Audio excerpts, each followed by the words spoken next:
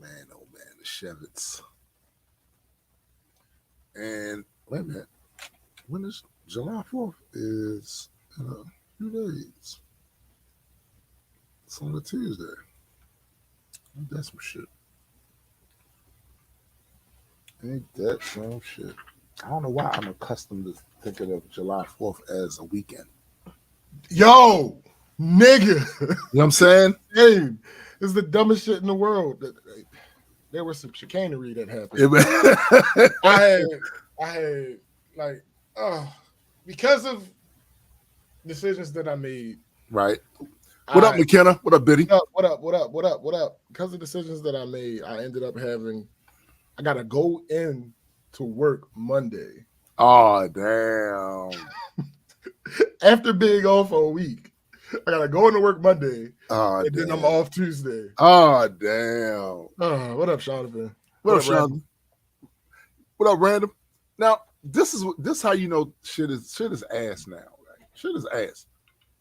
Because any other time, I remember there was a time where if he was off a week, we was gonna go shoot somewhere. Oh no, we was gonna go shoot somewhere. That's part of the week. You know what I'm saying? That is absolutely part of the week. And God damn it. All that Not like this. Not like this. Not like this. I wish we could had a function for the camera close up so you could.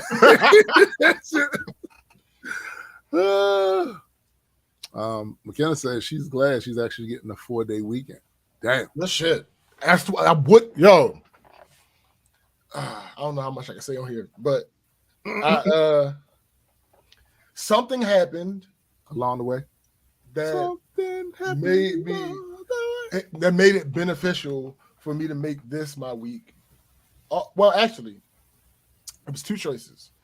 I could have either taken off the previous week or this past week. Right. And because of how my pay works, we get on so if it's 5 Fridays in a month, that 5th Friday, my check is always bigger because insurance doesn't come out, my rent doesn't come out. Right.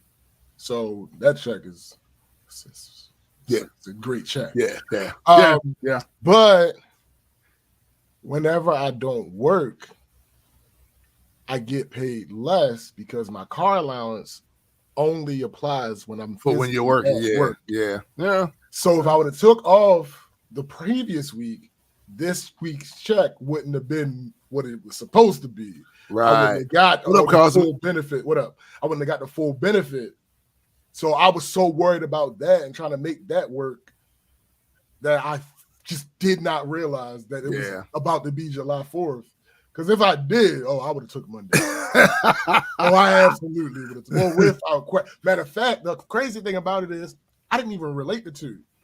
I took that week. My supervisor, who's not my supervisor, a couple of days later was like, "Hey, are you taking the 3rd off?" I was like, "Nah." Didn't even think about it. Like, nah. She's like, "All right, I'm gonna take it off." All right, cool. And then I realized, like, oh damn. Damn. Yo, this is disgusting right here. It's Florida weather update: 115 degrees Fahrenheit, and we are in the dangerously humid range. Earlier this week, we broke 100. Jeez. I appreciate you so much, McKenna, but stop lying to me because Florida is not a real place. I don't understand why you guys insist on continuing these shenanigans. It's a mythological place. Yeah, like I don't understand. It's mythological, like otherworld. Narnia. Oh God. That shit is crazy. Crazy. So I guess I should just do the intro now because we are It's probably a good idea to do the intro. Just go and do the intro. Me. Just do the intro. Me. Yo, just do the intro. Every time you say that, shut up, nigga. Just go. Welcome everyone to the Black Culture Geeks podcast. This is my man SPJ. You and I am Tombstone the Dead Man, and we are just a couple of geeks talking about pop culture from a black perspective. Facts indeed. Did you do something? When? Your audio sounds different. How? Like there's no, maybe it's me. Mm-hmm. There's no, like, there's a noise that is not there. That's usually there. No. I think, hold on, I'm listening now to my ambience. Well, the AC is on, so that's not it. I don't know. I didn't do anything. I did nothing. There's usually who did nothing. Some white noise that I'm not hearing, and it's great for audio, but it's slightly unsettling. I don't know what to tell you, bro. I mean, right, whatever. The fan of fuck it, we'll do it live. Just ass. Maybe because my fan is on my computer isn't really on like that. I don't know. I don't know. But whatever it is, we are here. It's been a week for sure. Definitely some stuff I want to talk about with some of the Supreme Court shit, of course. But before then, I want to give a public service announcement while we doing my weekly recap. Some of you that I saw this week are minus 1% as smart as you think you are. That's funny. You're really not that bright. And it's the arrogance for me. I mean, you not being that bright and yet you being uber arrogant. See, on this show, we are quick to take. We are dumbasses. I mean, again, one of the mantras is if you walk into a room and we're the smartest ones there, leave. You've obviously gone through the wrong doorway. Leave. But we know that about ourselves. So we try to future-proof it. We try to do as much stuff as we can to mitigate the fact that we are dumbasses. Facts. I just wish more of other people did this. Like, for instance, as everyone knows, Canada been going through hell with these wildfires. All right. I mean, burning and burning and burning so much that the smoke and other particulates that come as a result of that have come across the border. Yeah. Bro, and have way beyond across the border. You know what I'm saying? And have pretty much affected the United States across the country. That's how that works. It's like the wind currents, right? So we get cold air coming down from Canada. I don't know why anybody would think this would be any different, right? I mean, it's gonna bring that shit down. You know what I'm saying? I know why. Oh well, of course you do. And as a result of that, several cities in the United States have been enduring really shitty air quality and getting these air pollution warnings, basically. Letting you know, hey, don't do too much strenuous exercise outside. And really, if you don't need to be out there inhaling that shit, don't. Thanks. And if you must be out there, consider wearing a mask. Yeah. So you're not breathing as much of this stuff in. Because in 2023, we understand that certain things. Do we? Well, we should understand that certain things that you breathe in on a regular basis, like maybe a small trace amounts of it isn't going to harm you. But if you do that shit a lot, it's going to fuck you up. That's your ass, Mr. Postman. That's your ass, Mr. Postman. Right? So why am I saying, and to be clear, this is a minority of people, but why am I saying some people complaining that others are complaining about big, thick clouds of smoke in their city that they have to go to work back and forth and breathe in? Like, nigga, I can't breathe. What Like I step if out you and there's can't fire. complain? If you can't complain because you can't breathe, or you're having your chest is feeling different because you're breathing this shit in too much, what else? You can't complain about nothing. Then the excuse I'm hearing though is we have been dealing with stuff similar to that for years. Why is the complaint now? Listen, hey Goofy, explain something to you. Because this is another problem I find that needs to be addressed. See, some of you think that if you know something 25 years ago, there's an expectation that that's the same thing now. Sometimes that's true. Sometimes. A lot of times that's not. Because we don't stop learning new things. Well, some of you the royal we. The royal we, right. As humans, we have people among us that study this shit. And as their tools of observation get better, as they do certain types of research and experimentation, and they see trends, and they can pretty much pick out, oh, this happened when this happened. Let's see the correlation. That is a correlation. Okay, so this is causing this. We might want to do less of that so we don't get any more or as much of this. That's what it is with this. There may have been a time when y'all thought there's nothing wrong with getting a little smoke in your lungs, right? That might have been a time when you really thought that, right? That ain't the truth. That ain't the truth now. The reality now is we learned more about it, and you don't want all of that gunk up in your lungs. This ain't what you want. This ain't really what you want. Was that Cosmic say? It's just 600% of the normal smog. What's the problem? Exactly. That is the mentality I have been seeing from people, and I'm like, bro, we learned different. There's a lot of things that we thought that's true, but there's a lot of things that we thought wasn't going to hurt us. They used to literally do commercials for cigarettes, talking about how this is healthy, all of that. And we know that ain't true anymore. It's not true anymore. We know that certain ingredients are carcinogenics. Yeah. We didn't know that before. We know that now. Yeah. Some of you just want to complain about others complaining because you think you're smarter. Watch the world burn. and inhale the smoke from the world burning, apparently, right? Like, McKenna says, we have a lot of patients with asthma, COPD, lung cancer, etc., that have had serious issues with this smoke, of course. Much less those in Canada. And again, I am not the brightest bulb on the Christmas tree, right?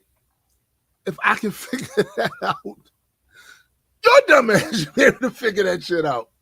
Seriously. And the fact that you can't is disturbing. It is seriously disturbing to see y'all complaining that other people are complaining about smoke in their lungs. And what the fuck? Really? I don't see the problem. It's very annoying. People put smoke in their lungs every day, B. Purposely.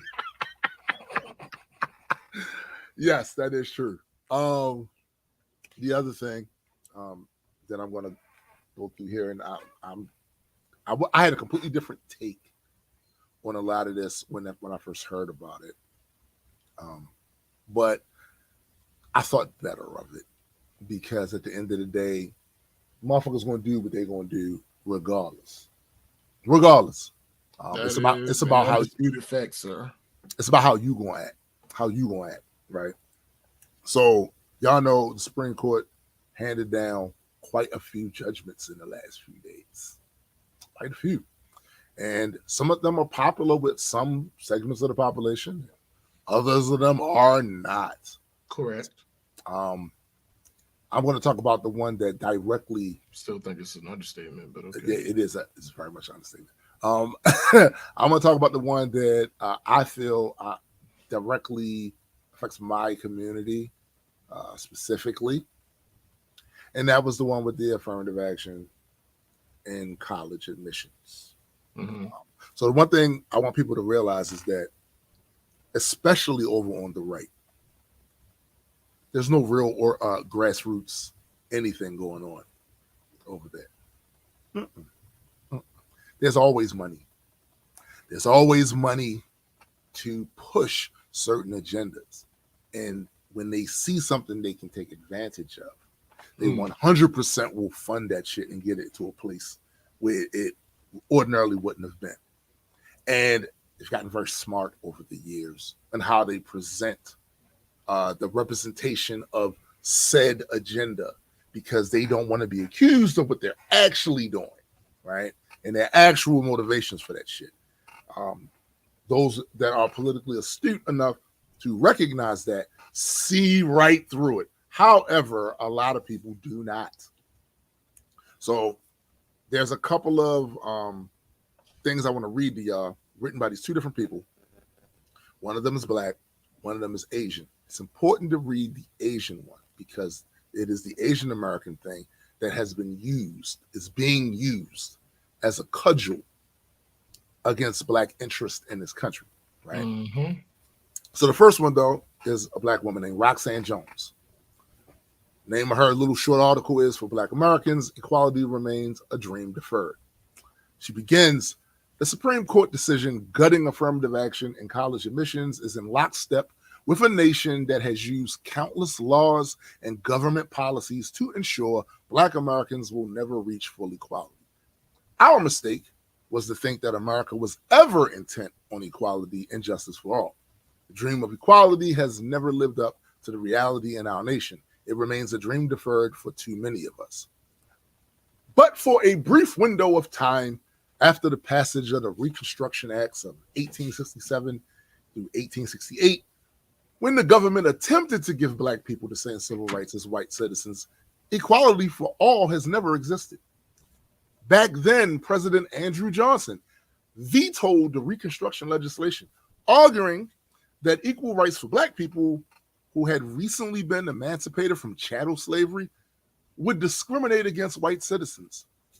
Nearly 170 years later, echoes of Johnson's words can be heard in the court's rulings on college admissions. A group representing Asian students called Students for Fair Admissions, which we're going to get into it about them and who funds them, we'll get into that, argued that it is unfair for a college's admissions process to consider race, citing only African American and Latino students' ethnicities as one factor in a holistic review of its applicants, according to their filing to the Supreme Court. As someone who has served on a college board of trustees, I know that race is hardly the main criterion considered when reviewing student applications. Legacy students often got the first slots. Then foreign students from favored nations. Being an athlete or a musician, economic background, wealthy families, and lower income status both matter.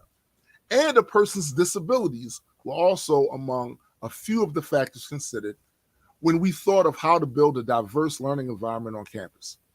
America's toxic racial divide worked in Students for Fair Admissions' favor. Despite the many subjective considerations college admission boards use for evaluating students, arguing racism and targeting Black and Latino students was the easiest path to victory. Oh, yeah. This decision deepened the divide, and that's the problem.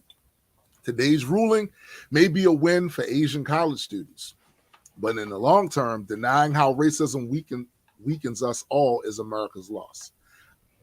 Of all the things she said here, the thing that I disagree with the most is that last line. Yeah. Denying how racism weakens us all is America's loss. No, it's not. No. It's our loss.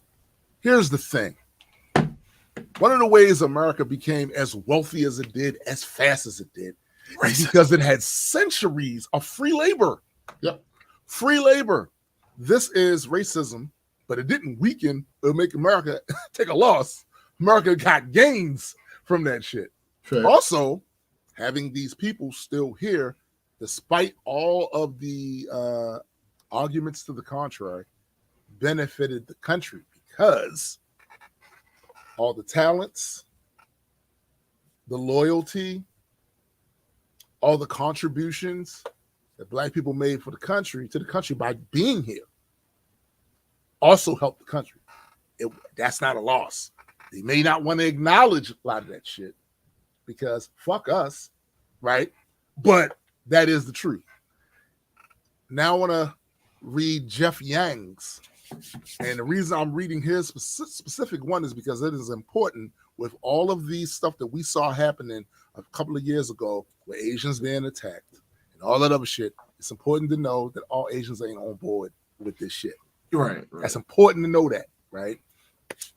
Jeff Yang titled his article, "White Conservatives Are Using Asian American Students as a Cudgel."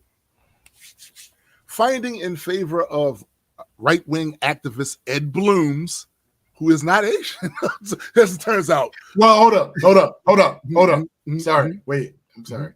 Gotta clear this up for me. Ed Bloom is not Asian? No. Are you sure? I'm about to look up now. All right, cool. His name's Ed Bloom. Yeah, but he has to be Asian. Does he though? No, he's not. Huh? No, he's not Asian at all. But this was all about them, though, right? That's what want to lead us to believe. So anyway, Ed Bloom's Students for Fair Admission. The 6-3 conservative supermajority of the Supreme Court on Thursday killed affirmative action in college admissions at Harvard, the University of North Carolina, Chapel Hill, and at schools across the land that take federal funds. I live in California, where affirmative action was struck down decades ago by 1996 Proposition 209. I do remember this. It's the year before my daughter was born.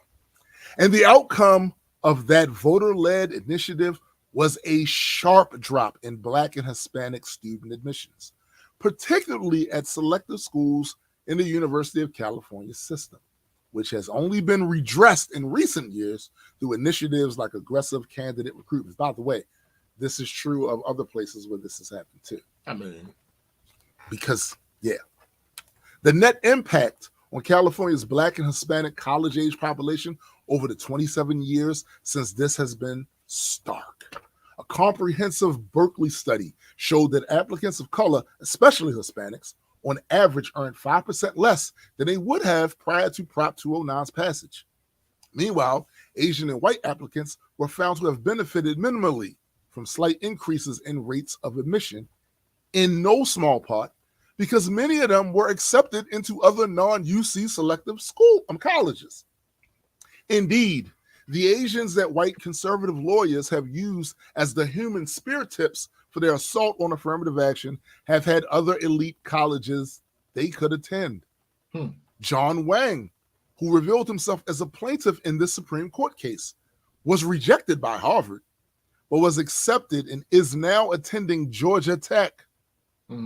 Michael Wang, no relation, who filed a complaint with the Department of Education against Princeton, Yale, and Stanford, claiming bias against Asian Americans after he was denied admission, he attends Williams.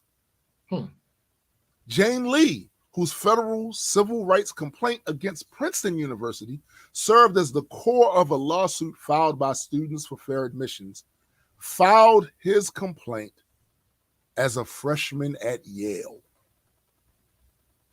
The carnival spectacle of white conservatives using Asian American students who are already attending elite universities as a cudgel against other elite universities obscures the larger educational crisis, like the severe underfunding of 2-year community colleges attended by 4 in 10 Asian American college students and a significant number of working class immigrant and first generation collegians. For those fighting to preserve white majorities in places of power, it's a sign that Asians are being used as the weak link in the coalition of people of color. Just give you some of my commentary on this. And I want my folks in my community to understand something. Because like I said, I had a whole different take I was going to do on this, but I decided better. I want my folks to understand how maddening it's been to see all of this shit happening in real time. Sure, there were those of you who were surprised at these decisions, and no doubt the sting of it being unexpected had to be traumatizing. But it's nothing compared to how it feels to see the punch coming and to yell at the target, get out of the way, only to be ignored, at times ridiculed, and having to hear, there's no punch coming, you're just paranoid. From the moment the Civil Rights Act was passed, they were seeking to undermine it and get rid of it. Mm-hmm. I was born 5 years after the Civil Rights Act in 1964. All of my uncles, aunts, mother, father, and grandparents lived in the U.S. pre-Civil Rights era. When I was a little boy, my mother used to take me and my siblings downtown from time to time. And like in the process of shopping or handling some other business, she would show us all the places that used to be white only because she wanted us to know what this place did. And she had no confidence that this place would teach actual history.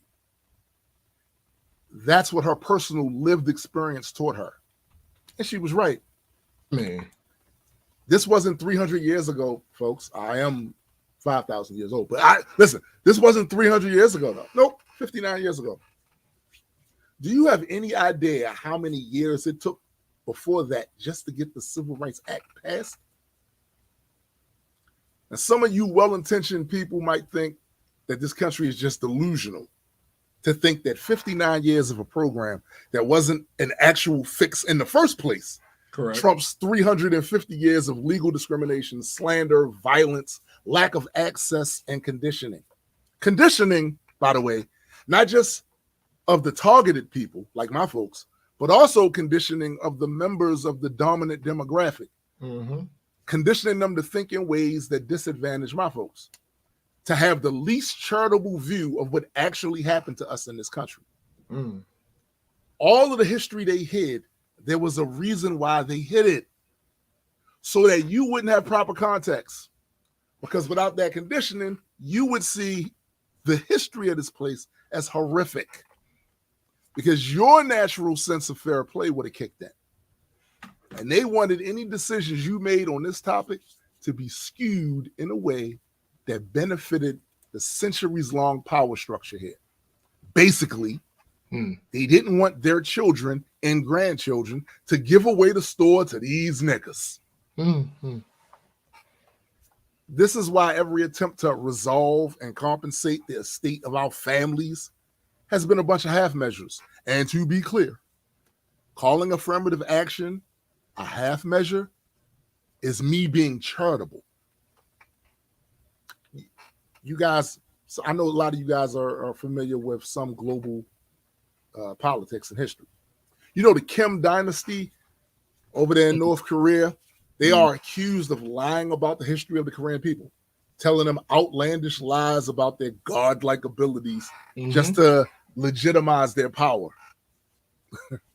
This country did the same thing, outright hiding the atrocities, just so they could condition their children and their children's children to feel justified in their own superiority. So they can point their fingers and say, what more do you people want? We've given you everything. Right after stripping us of even the lamest half measures. And this is the reason why I'm not surprised at the outcome. Because just like Roe versus Wade, the opponents of Black people, our open enemies, they throw the slowest punch ever. And it's really predictable once you clear the fog of false history and propaganda from your eyes. Right. So I'm less interested in what the power structure in this country does and more interested in what we do from here. And trust me, we're late as fuck. I mean, because once again, you've been shown that nothing that your ancestry worked for, bled for, died for is actually yours. It can be taken away because it was given to you in the first place. And we found ourselves in the position of having to be given stuff by people who never meant to share the wealth, power, or resources with us in the first place. Correct. So how appealing does that carrot on a stick look now? To all of you short-sighted Black leaders and activists over the years that helped them sell us this dream, a lot of this falls on your lap as well.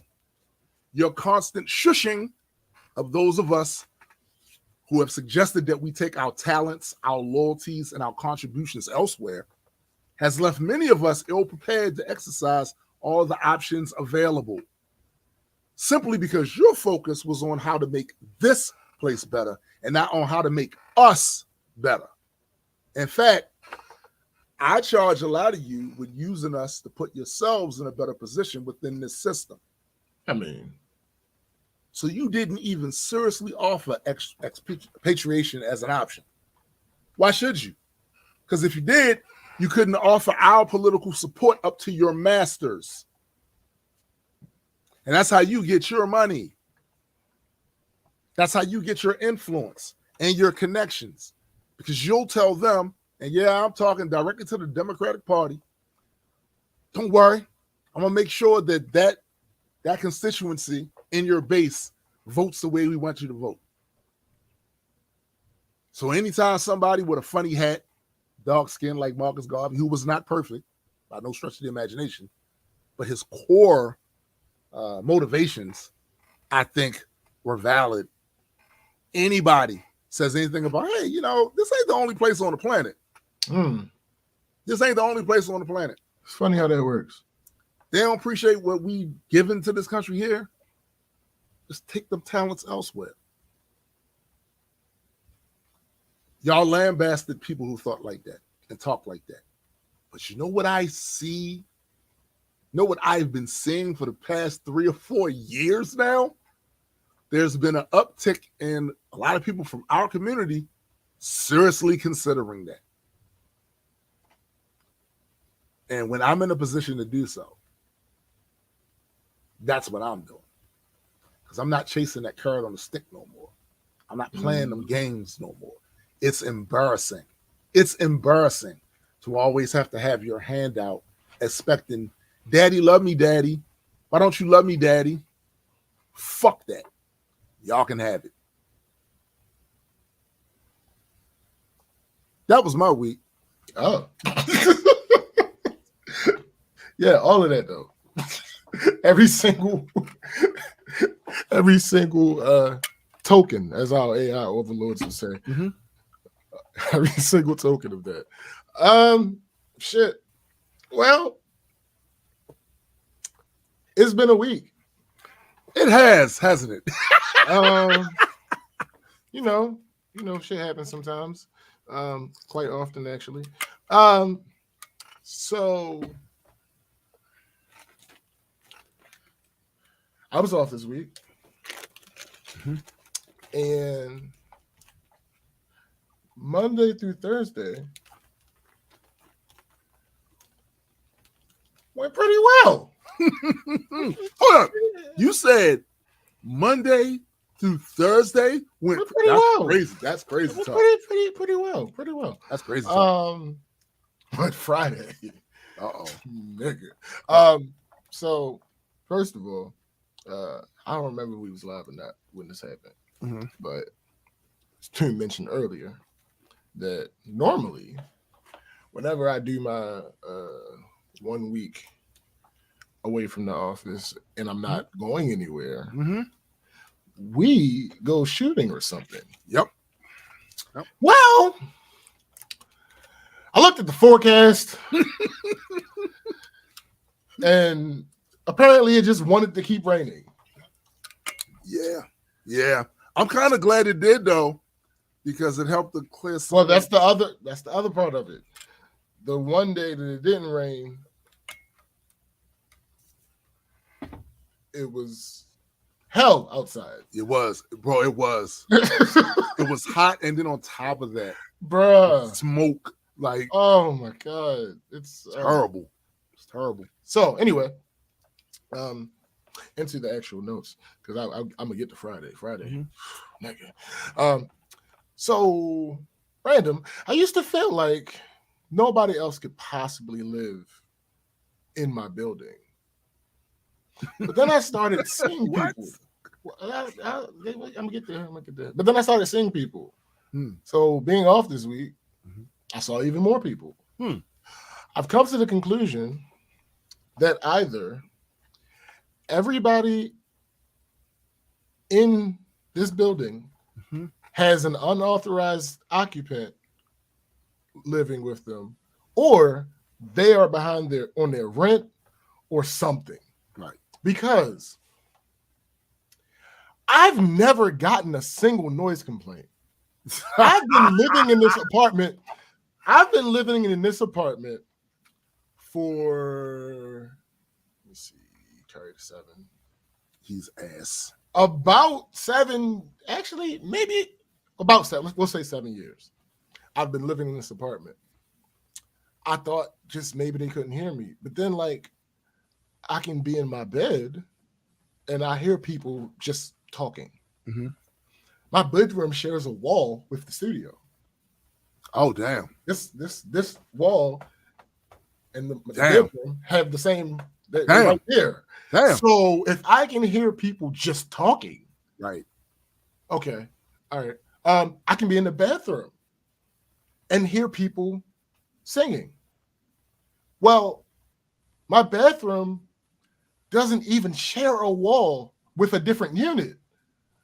My bathroom is between the studio and the kitchen. Yeah, yep. It doesn't share a wall with another unit. And if I'm in the bathroom, I can hear people singing. I know for a fact that between when I first moved in here, having the baby, and between producing and between recording or just listening to music, somebody has to be sick of me. Yo, nigga, you would assume. I was on Saturday. I used to come down there and we would record. Bruh. Loud, laughing, talking loud shit. As fuck. Bruh. Or maybe they just like everything they hear. I don't fucking know. But I'm gonna go with that. Also, but also not only just noise complaints. If something goes wrong in the hallway, it never gets fixed until I say something. Interesting. One of my coworkers. The front entry door has been broken. You broke it? No. Oh. The lock to the front entry door has been broken. One of the banisters came off before. Oh, that was definitely you. Currently, there is a tread missing from one of the stairs. Whenever I go into the rental office, the manager always talks about, because you know he's one of those people who just has to talk to you, and he always goes with something he thinks is relatable. So he always talks about how nobody from this is hilarious, bruh. I don't understand. It doesn't logically make sense. He always talks about how nobody from my building ever calls in any complaints. Interesting. And I'm like, what? Why? Y'all low maintenance. Apparently, nigga, because like, what? Also, work. Now, yes, I was off.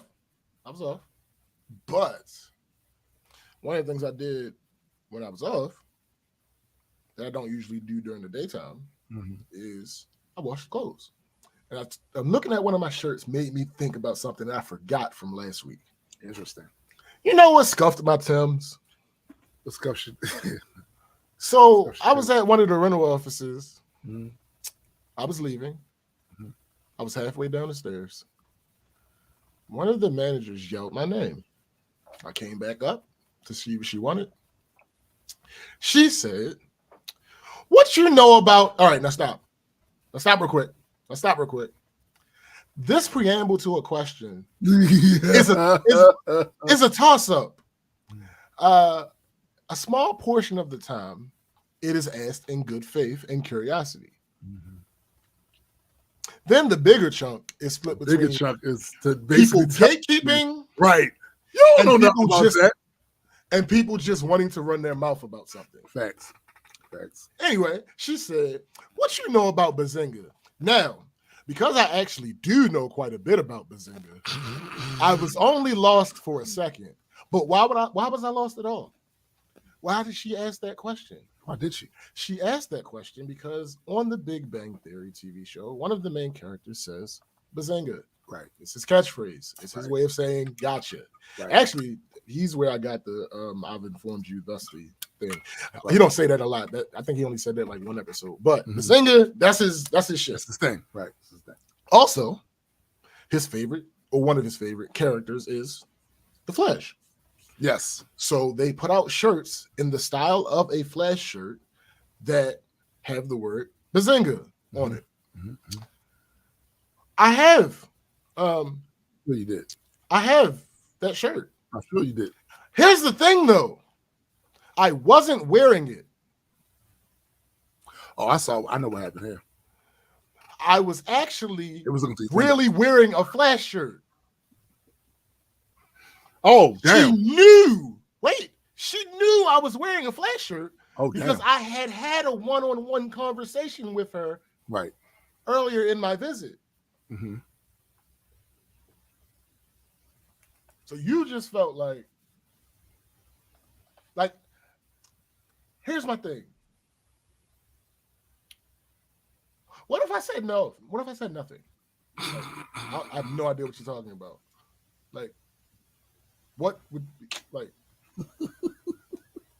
to what end is this happening? Because again, I'm wearing a Flash shirt. Yeah, not a Bazinga shirt. Not a Bazinga shirt. Right. I'm wearing a Flash shirt. Why would you just automatically assume that I knew? I did. But, bro, anyway. Because they be listening to your vlog. Shut up. Also, it seems the thing that I was foreshadowing happened. Oh, really? So, I can give a bit more detail now. So, the way that livelihoods are being changed. Oh, my. Is that one of the people involved, the one that had no reason to listen to me because we ain't peoples and I ain't your boss. You still been there long enough with somebody. Whatever. She left. I mean, when you say she left. No, she left of her own volition. Okay. The problem with that, for her, minor, it's just a pattern that I've seen over all of my years.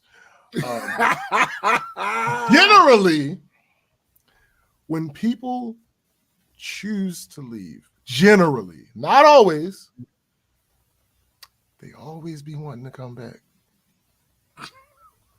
I would say 85% of the people that I know that chose to leave, it was their choice, wanted to come back.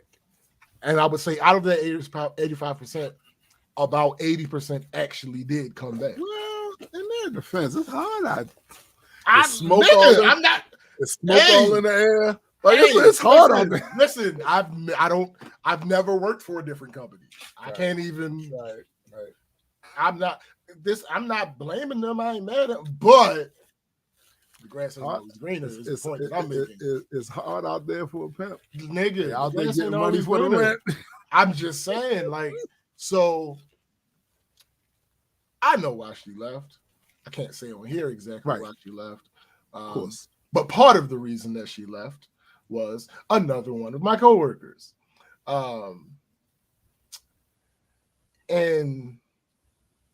what up, Bowflex? What up, Bowflex? The thing about that is this particular coworker was fucking up. And fucking up for quite a while. And consistently. Oh, well, at least they're consistent. I guess. The one that left had said a thing or two to HR about this particular coworker because I don't blame her. I don't blame her at all. I ain't mad at her. And I expressed to this other coworker, you complaining about her telling her boss, well, your boss and HR about you, that's what they want. Yeah. I'm going to put in a complaint because that's harassment. It's not really. But they want you to do it anyway. Especially when I can say everybody else in this department gets here early every day. You be late. And there are no consequences. Right. Well, why are there no consequences? Well,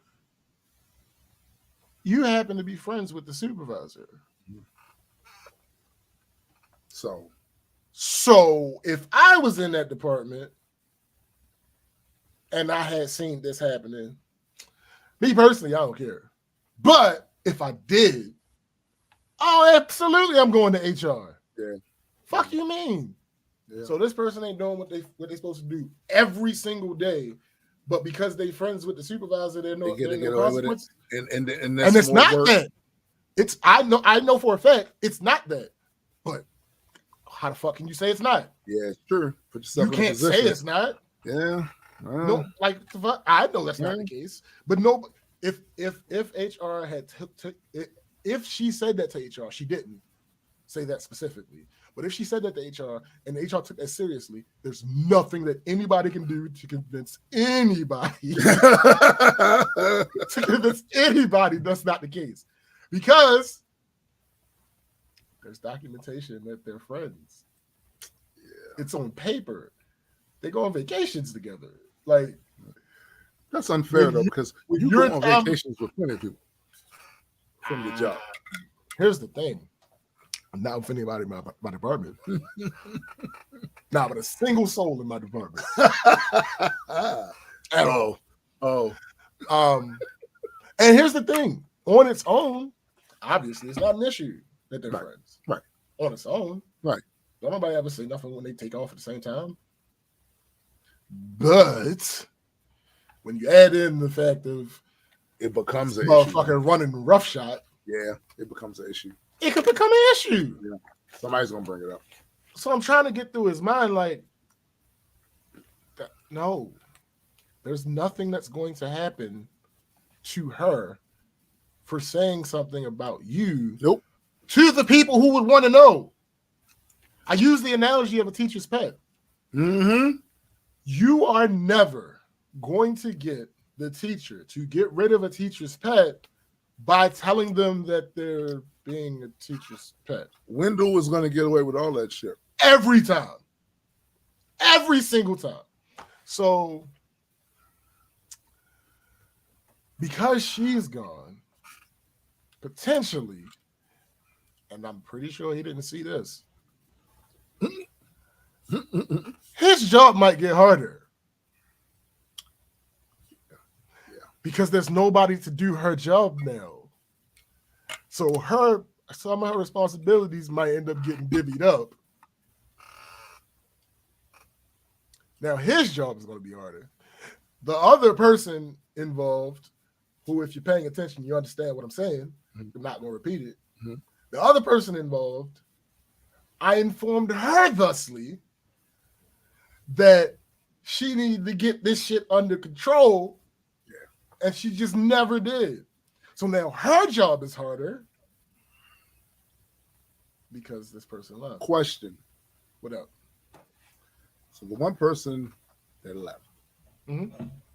and them having to divvy up responsibilities. That's the mm-hmm. thing. That's mm-hmm. the thing. At least in the short term. Yeah. Do you think, A, that it will be short term? And B, if it's not, they shall receive money forthwith for the extra duties. B, no. He hasn't been not even thought of that. Absolutely not. Let me get that the fuck out of the way right now. No, absolutely not. A, maybe. There's a person, here's the crazy thing is they were already short. Oh man. They were looking to hire somebody. One of the people they were looking to hire, one of them was overqualified. And the funny thing is, I always thought that was stupid when I was younger. Nah, that shit is real. Like, this person that's from the outside that doesn't work with our company, she makes upwards of 80,000 in what she does now. In the position that she was applying for, would make nowhere near, not even close. Well, I always thought that one of the reasons the overqualification thing was a thing that a lot of employers didn't like was because you don't you have an opportunity to not be here, and when that opportunity arises, Oh no, that's a part you of have it. the credentials to That's a take part it. of it. No, that's absolutely a part of it. It's twofold. It's that, and it's you can demand money. We not giving you this money, so yeah, you're overqualified. Right. Like, there's no way that position is not an $80,000 position. The one that was already vacant, right, before homegirl left. Right. That first position is not an $80,000 position. Another person that applied from inside, that person they wouldn't hire for that position because they didn't want to give her that. They didn't want to give her the money she was making for that position. So, if I had to guess, if I had to hazard a guess, it's possible that person could end up in this recent vacant position. Right. Right. But that's crazy. Both Flex says that person is in charge of managing. They know you shouldn't get paid more. You should tighten up, restaff, and retrain. Learn your lesson to manage better this time, just in my opinion. I mean, if I understand what you're saying, then I agree. Yeah, same. Like, don't get me wrong. In general, in a vacuum, I guess, if you are suddenly bequeathed with a bunch of new responsibilities, yeah, you should be compensated for that. Absolutely. However, that's in a vacuum. Yeah. In this situation, especially since one of the people has just been showing their ass. No, reward that person with more money. That's true. That's a fact. So, like I said, the position, if I had to guess, that one person that works for the company already would probably end up in that position. Now, how fast that's going to happen, I don't know. But I could be wrong altogether. It could be a whole different person. It would benefit. It would be very beneficial for it to be somebody from inside. Particularly that does the thing that this person does already, because the transition would be really smooth. So that would be helpful. That's why I think it's going to be her. Right. But then you start all over with a workplace dynamic. Yeah. Because now you're introducing another person into the situation, and you don't know how the relationships are going to form. Right.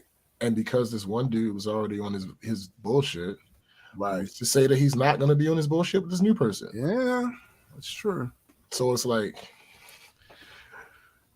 this could all be solved if one person would do their job, but she doesn't like listening.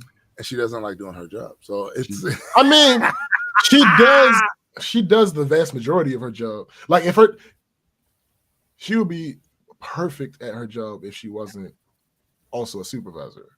Right. That's the issue. She has the issue with the supervising part. The rest of her job, she does amazingly.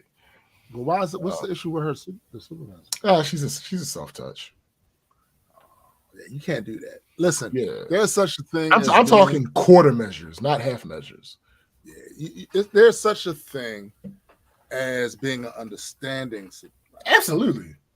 But being soft, understanding, relatable, approachable, all that shit.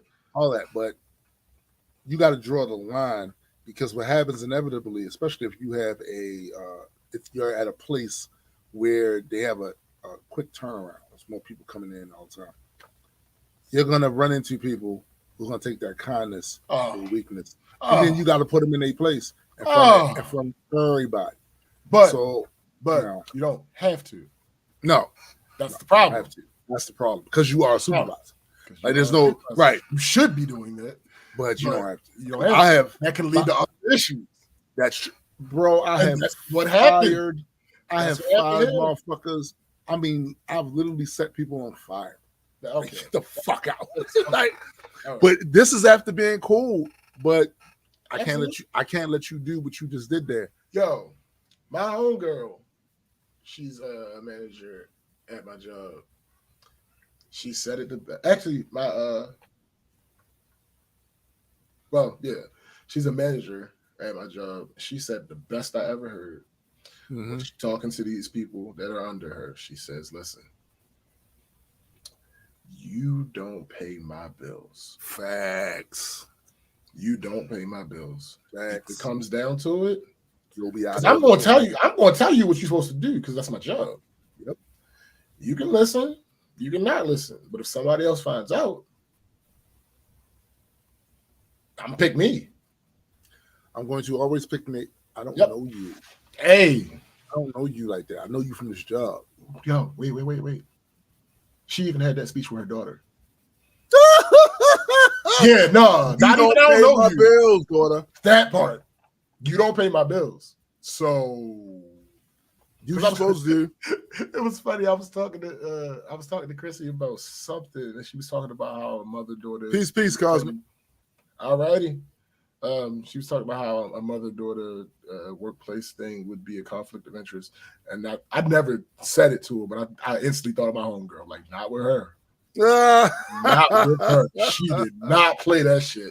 Like, would there be slight little benefits? Of course, because that's your actual mother. But can we talk about that though? So, for most cases, that you can probably find scenarios for, nepotism sucks. Yeah, bruh. But nepotism should be expected. Nepotism is the way of the country. Yes. It's not even a question. Like, legitimately. Yes. If it's going to be your family or it's going to be your friend. That's it. 100%. That's it. There are outliers. Mm-hmm. Absolutely.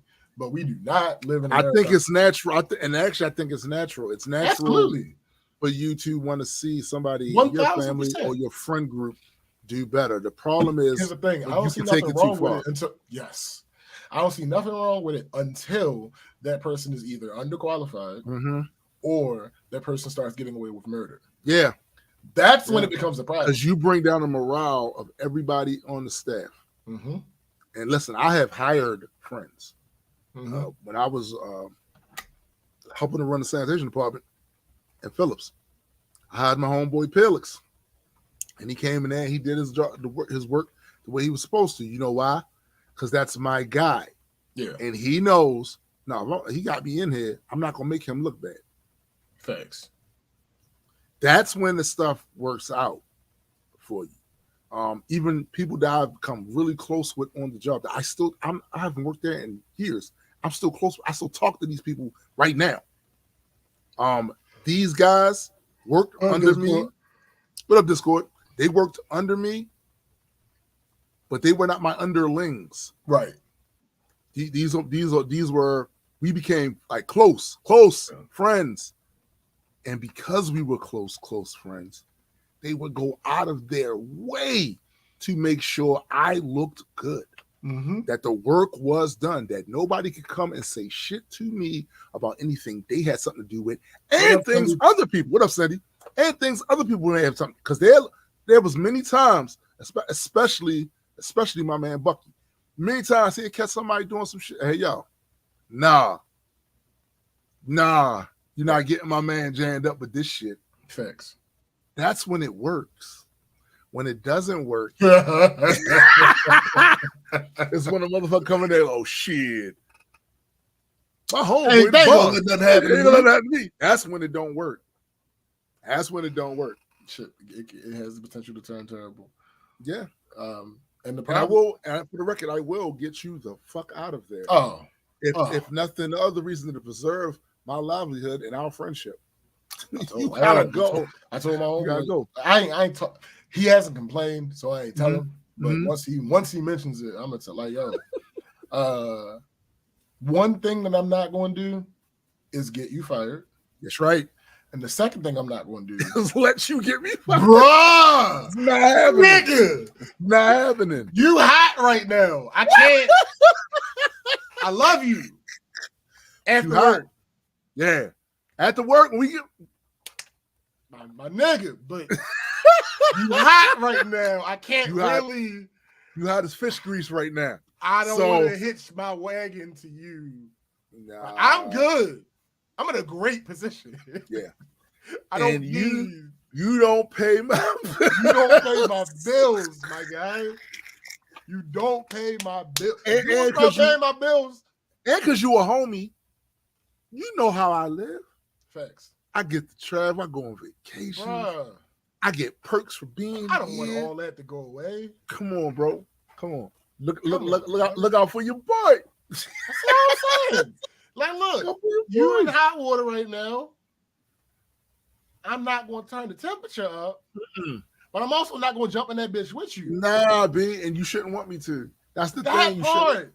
Yo, and the thing is, it wasn't until I actually had people like that on a job. That's when I saw it was possible. Because I didn't think it was possible before. The problem with nepotism is normally not the person that got the person the job. Yes. It's normally the person that got the job. That's the fact. Trying to take advantage of the situation. That's a fact, bro.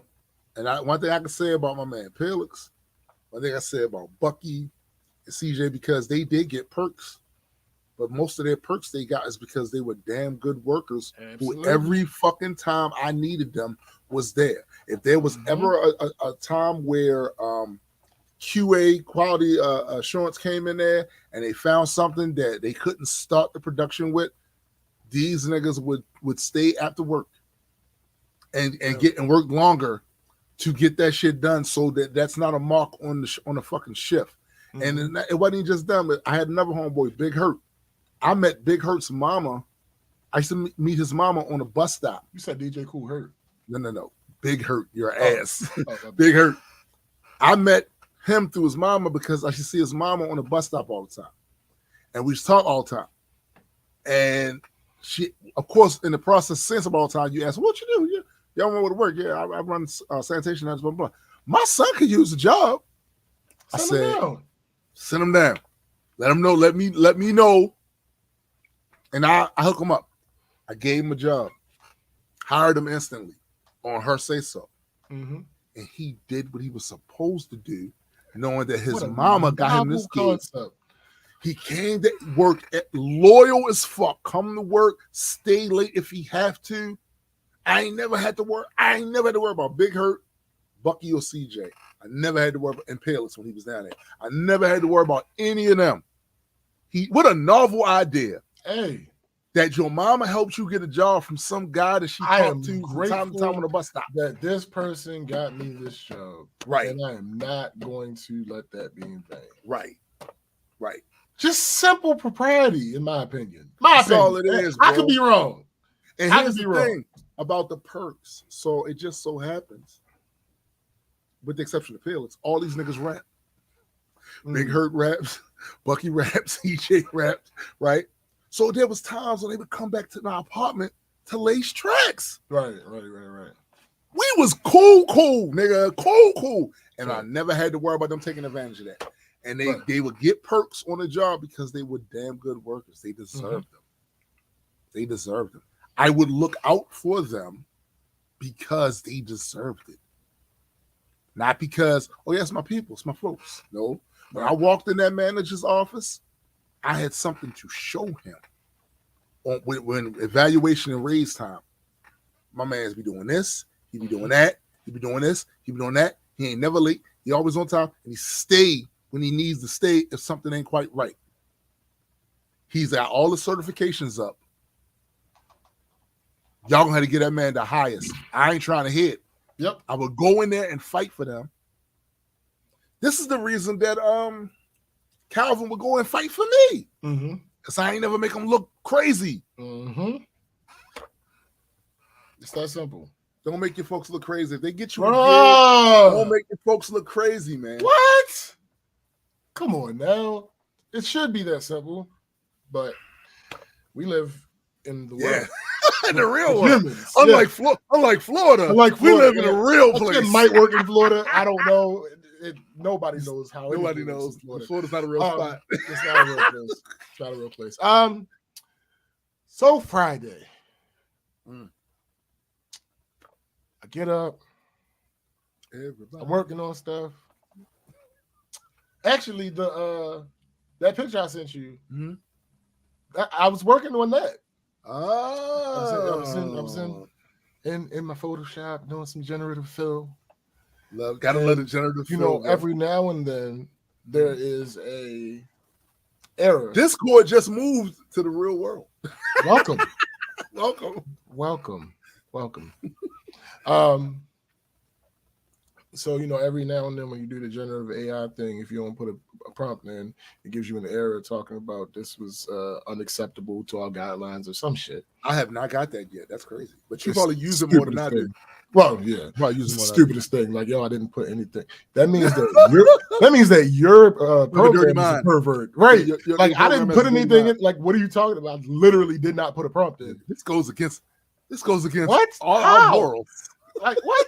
So not paying attention. It is Bowflex. The zoom out. He's talking about Mid-Journey. Yeah. It's amazing. I thought that's what was happening. Because like when I'm doing that, I was doing something else too. So I did it, hit enter, looked away, went back. That had to start a little orange thing up top. Like, fuck, all right, let me try it again. Do it again. Looked away, do what I was doing. Look back when it should have been finished. Fuck, again? Really? One more time. And I stayed looking at it. And it said something about we can't access Adobe servers. Oh, yeah. Like, all that's done in the cloud. Yeah. I'm like, that's interesting. I was listening to music on Spotify. So it didn't immediately click because I was listening to music on fucking Spotify. Yes. And then something else came up with an error. I think it was either Steam or EA. And I'm like, what is going? Look down at the bottom. I don't have internet right now. Okay, let me refresh my adapter. Yeah, because sometimes you just gotta refresh. Sometimes you just turn the adapter off, turn it back on. You know, that's still on internet. Went into my room, looked at the modem. It's blinking orange. Oh, let me refresh. Let me reboot the modem. Right. You know, because sometimes you gotta do that. Still orange. Okay. Looked on my phone, looked at the Xfinity app. It was like 11. They're like, yo, your shit gonna be out till like 2. I'm like, God damn it. All right. So what can I do to fill the time and be productive at the same time? Well, Friday morning happened to be a day where the air wasn't super terrible. Yeah. And it wasn't raining. Yeah. So I'm like, bet I was supposed to go do some videos for music. Like, all right, perfect. I'll go out, I'll do that. Right. And I won't be back until 2. I had the whole idea. I was the first time I ever actually used the auto follow and the gimbal. Oh, nice. Yeah. I'm like, all right, bet. I'm gonna do that. I sat in here and got it right to use, like figured out the ways that I needed to tweak it, blah, blah, blah. Packed everything up, went out to the place, and I was like, my original plan was just this album, this single that's coming out. And I was like, all right, I'm gonna do. I had 3 shirts, 3 looks, different locations. Pulled up, parked. I'm like, you know what? I could actually do this song that's coming out and the next song that's coming out. Yeah, might as well. Might as well be out here, you know. Go over there, start recording. Lady comes out.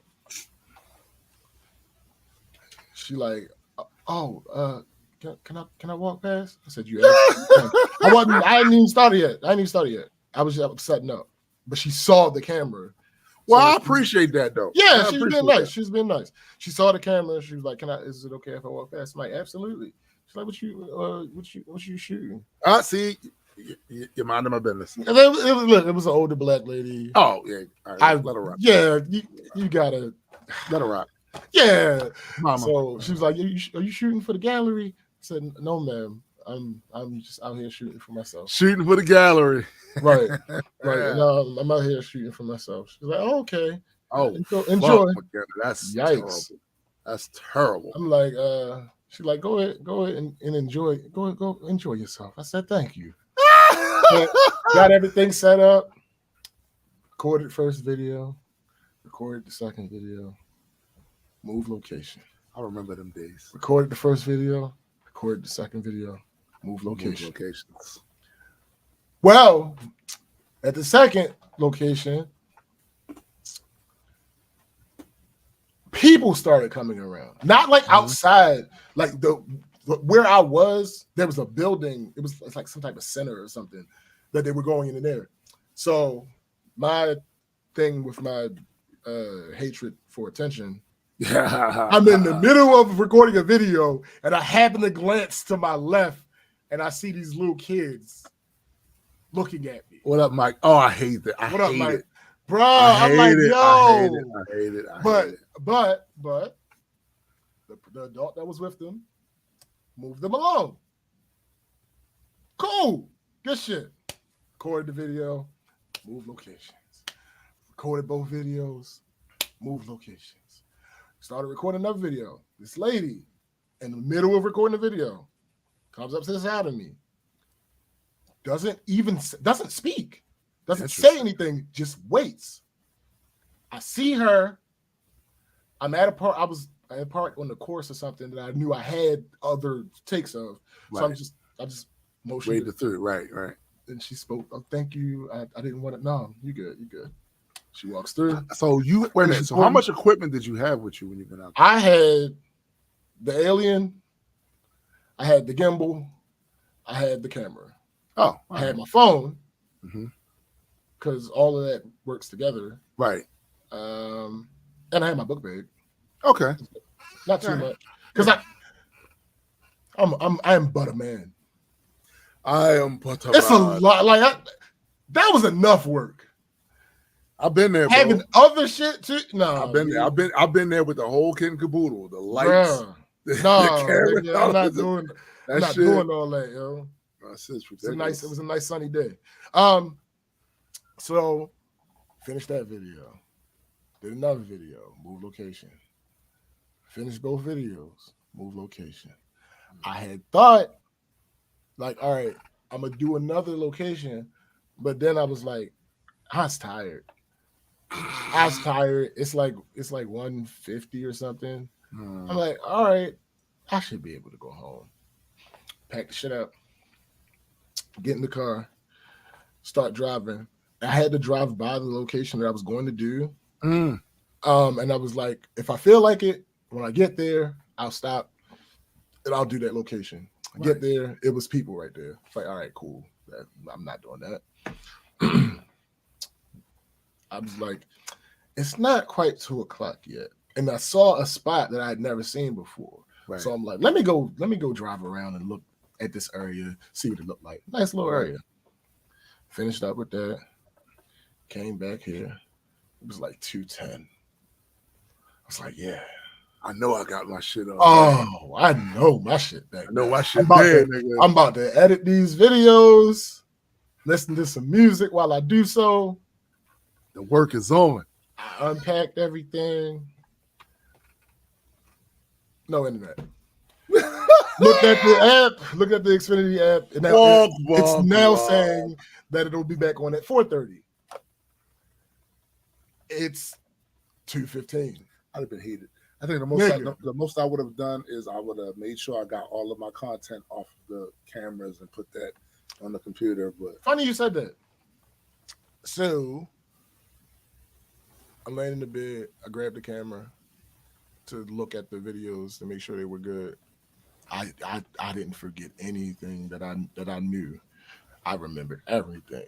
First video good, second video good, Right. third video good. Just looking through, and I'm waiting. Fourth video good, and then I see a video of me in here.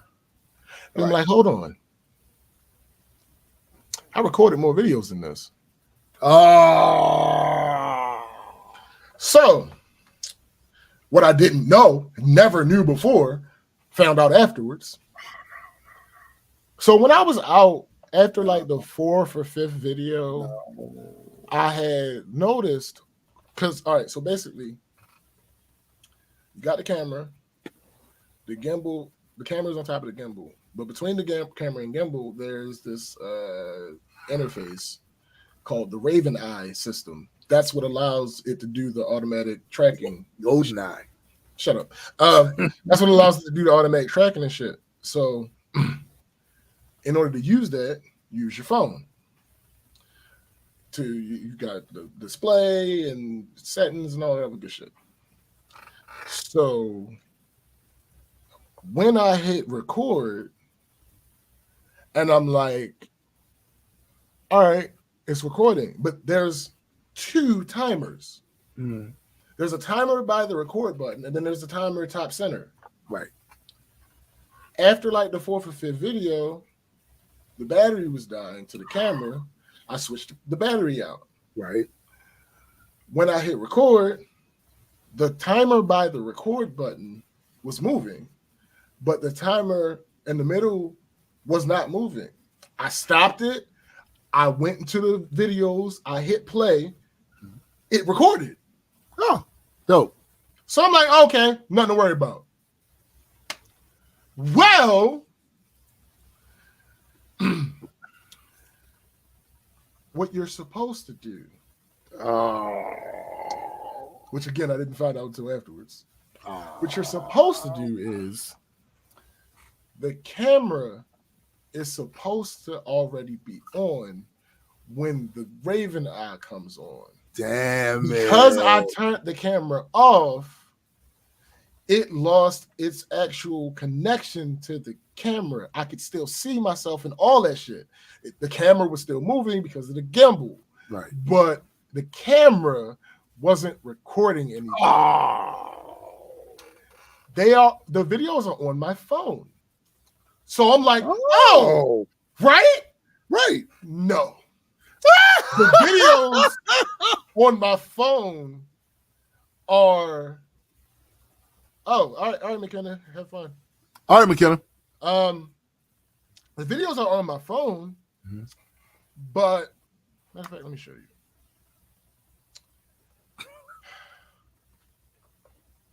You can't win, and you can't break. Videos are on my phone, but they have the full.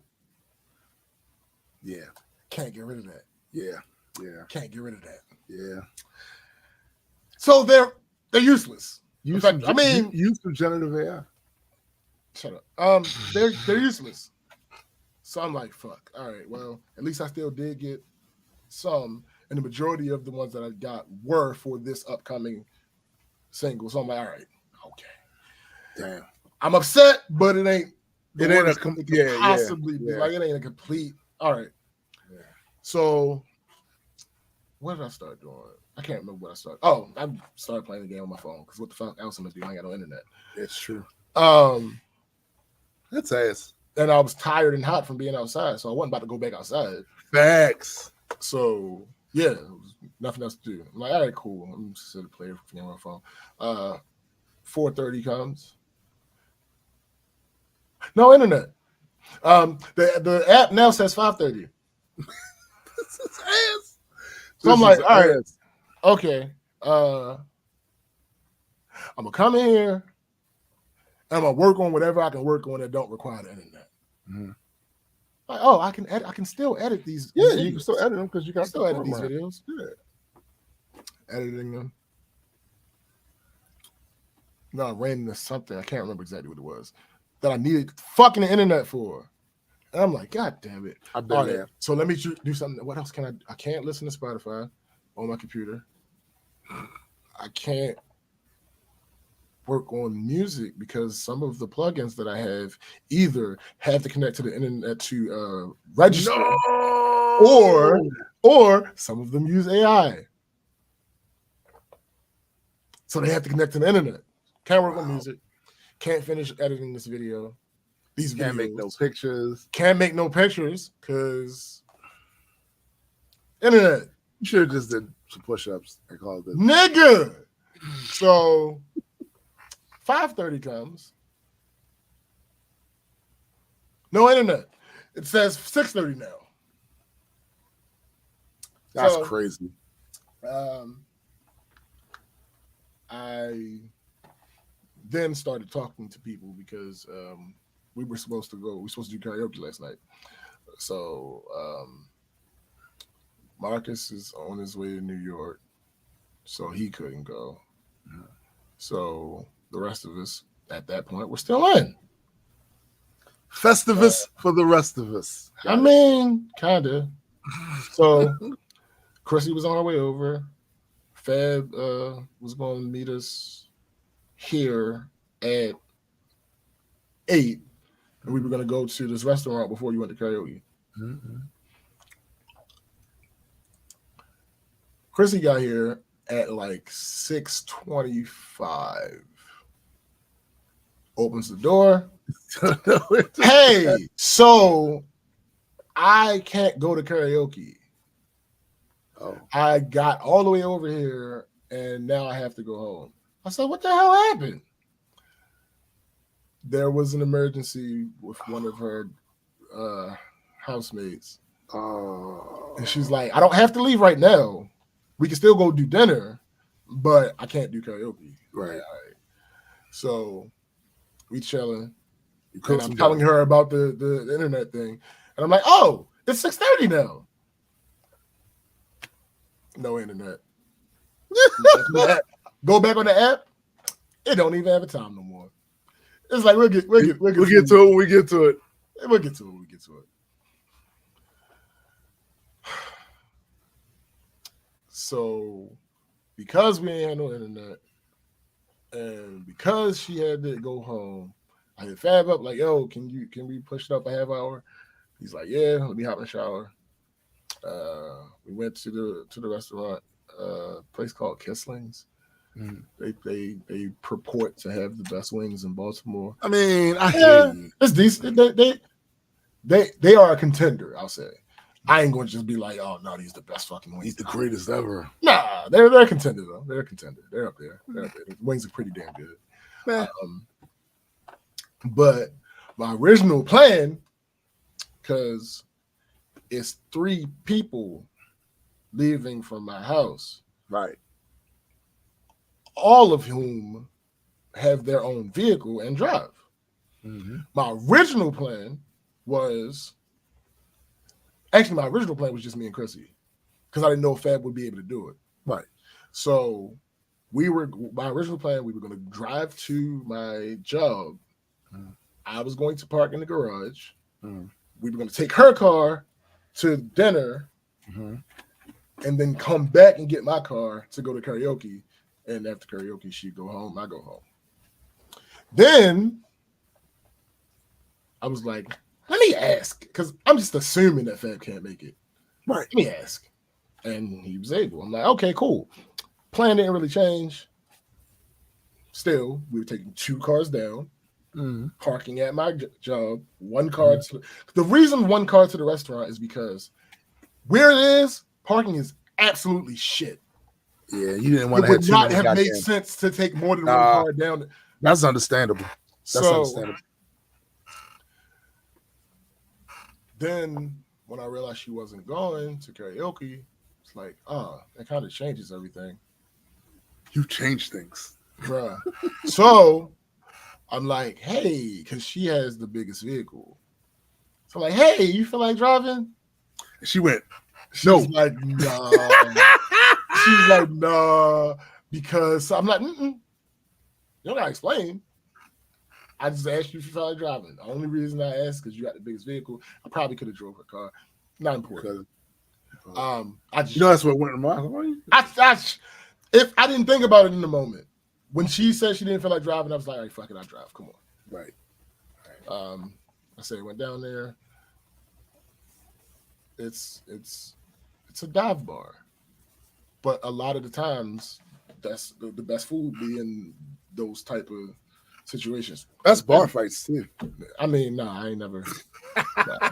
No, I'm good. I'm good on that. But yeah, no, the wings were good. Wings were good. They were good, but they weren't Sandlot good though. I don't know. They were close. What about that other spot me, you, and Joe went to down at the Point? The Point. That's a toss up. All right, I'll put it like this. The Point, at least at that time, didn't actually have honey barbecue. They had a barbecue sauce that had some sweetness to it. Right. This place actually has honey barbecue, and that's my favorite wing sauce. That's your favorite wing sauce? Yeah, so the wings may have possibly been better at the Point, but the sauce was better at Kiss. Right. Gotcha. So we finished eating. So I found this out. I didn't mention this on here. So there's going to be a reckoning amongst my friend group that your travel friend group. That's not even the right description. There's no real way to describe them without talking about them individually. So for the sake of brevity, I'll just say my friend group. Mm-hmm. There's going to be a reckoning. Two of them specifically be on bullshit often. Okay. And it needs to be addressed. And it's time to. And now it's time to. Shout out to Jazz Rapper. When I realized Chrissy wasn't going, and since Chrissy wasn't going, her homegirl wasn't going because Chrissy was the homegirl's ride. Right. I'm like, Feb, I know Marcus is out of town, but we can get half of this intervention taken care of tonight. I'm like, set it up. He texted up my homegirl. I shouldn't have let him send the text. How did you do it? Did you why did you wait? Did you already have your 3 rounds? Oh, nigga. Did you hold on. Let me because this wait a minute. Nigga said 3 rounds. Watch this. 3 rounds. No, hold up. You talking about 3 rounds. This let me show you some shit. You said 3 rounds? Yeah. No. This nigga, yo, first of all. First of all. Yeah. First of all, you're out of line. First of all, these were supposed to be 90-second rounds. Nah, nigga. Your ass got 2-minute rounds over there. I had them nigga with a rope a dope. Fuck all that. Oh, I'm noted up. Honestly, to be fair, funny enough to continue the battle rap analogy, I have rebuttals written. Like all of that isn't. Are they true rebuttals if you haven't written? It's a pre-buttal, whatever. It's pre-buttal. I have those written. Like all of that is not what would be said. Right. Depends on how it goes. It was just you had the rebuttals already in there for you. Yeah, in the event that this person says this, yes. There you go. Oh, there's this. Yeah, but I ain't it. But about this. So yeah, no, all of that is not actually. I say about half of that actually has to. Rounds. They like rounds. Yeah. The other half is like, oh no, but you. Oh no, let me. This nigga was clipped right up. Here. Okay. The proof is in the pudding. This nigga was clipped up. So I'm like, I shouldn't have let Fab text. I should not have let him. I know better. Fab, much like Toon, is a hammer. So there was no subterfuge. There was no candy flavoring. to make medicine go down easy. Castor oil. Straight castor. This nigga said, hey, you want to finally talk about all the problems? Let's do that tonight.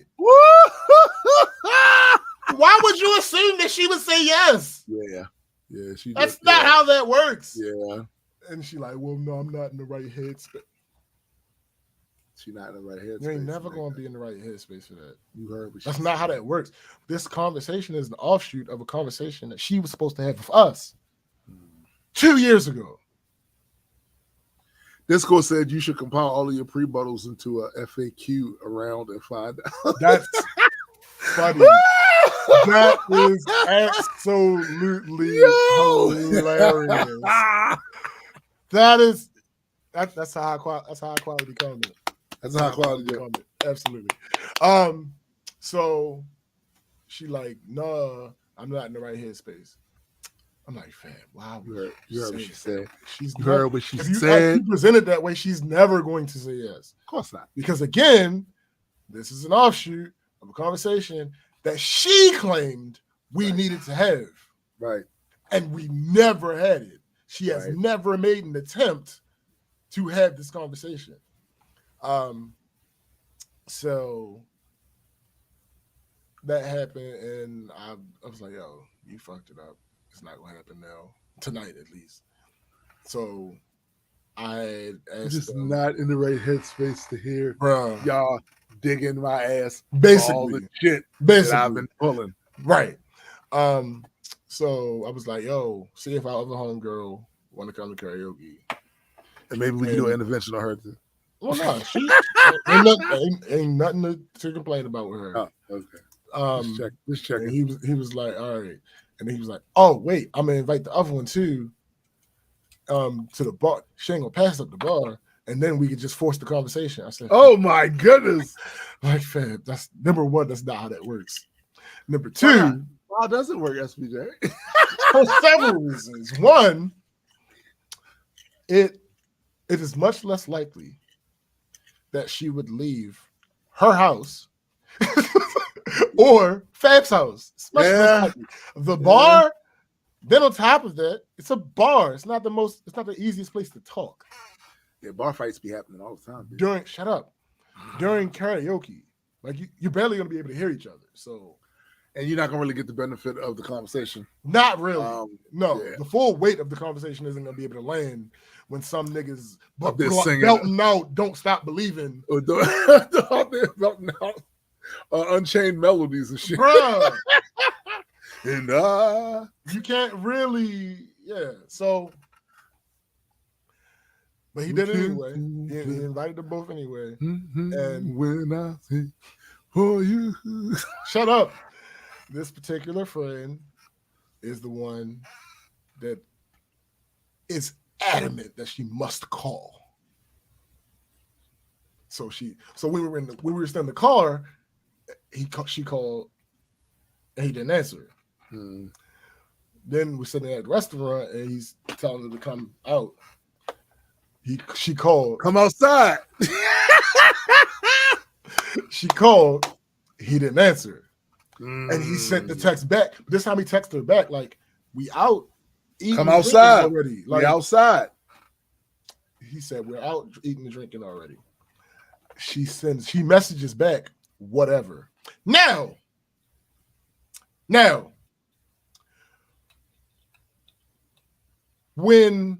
if I say a thing, right? Like whatever. We're not there yet. If I suggest to you a thing, right? And you give me a reason as to why you can't do that thing. And I say, whatever. What does that mean? Don't believe. Okay. So Fab, the asshole that he is, took a group picture of us, sent her the picture. Her response was, why would you send me this picture? He said, because you said you act like you didn't whatever. You act like you didn't believe me. She said, I didn't mean whatever as in I don't believe you. I meant whatever isn't okay. How was he supposed? All right, so for future reference, right? For everybody here that's future watching, reference, for past reference, for present reference. When the fuck you can't has whatever tell, to something that is not to something like that mean okay? Also, for someone who apparently hates the text because she always wants to call, why would you use so many letters when you could have just said okay? And see, this is the type of shit that I'm talking about. So, like, I know people are stupid, right? I'm well aware that people are stupid. I get that. Yeah. But because of how intelligent this person is, I often assume that she's lying whenever shit like this happens. And there it is. That's the issue. Therein lies the issue. Because one, assuming the word ass is right up there up front. It's front loaded. Right there. you had to know. You know what I'm saying? Like, the moment you ask. But here's the thing. It feels like you're lying because you're not stupid. That's what I'm saying. It's like, so you say, what sense does it make to type out the 9 letters of whatever when you mean okay, which is 2 letters, because that's how you spelt it in the fucking message when you said that that's what you meant. Now, are you clipped up for her as well? Oh no, she is the one. Oh, damn. She is the one who knocks. So did you add? No, that wasn't my interaction. Oh, okay. If Fab wants to bring it up, then cool. But that wasn't my interaction, so they don't go to my notes. Yeah, my notes are strictly my interaction. Wait a minute. So this was a tag team. This was I didn't say anything. It was a group chat text. No, what I mean say is a word. You and this was not going to be just your 3 rounds versus her 3 rounds. This is going to be okay. So all right, shit. We can get into it. We got time. All right. So one day, I'm gonna read the notes. Oh shit. I'm gonna read the notes. Because this is what happened. One day, I already talked about here, we going to Myrtle Beach in August. So she had texted me emojis, a fist, an explosion, and like that like 3 times. Mm-hmm. So I sent her back a question mark. She responds, "I want to fight you." No shit. I know what the emojis mean. I'm asking you why you're sending it. But with my friends and with people I don't know, yes, I always initially try to not get smart until they bring it out of me. She didn't this time. Well, actually, she did. It's just, anyway. So I'm like, okay, why do you want to fight? She said, matter of fact, there's no reason for me to try to remember. I want to give her verbatim because I want to make sure like I'm not completely alone. Like if everybody don't agree, that's cool because this shit is subjective.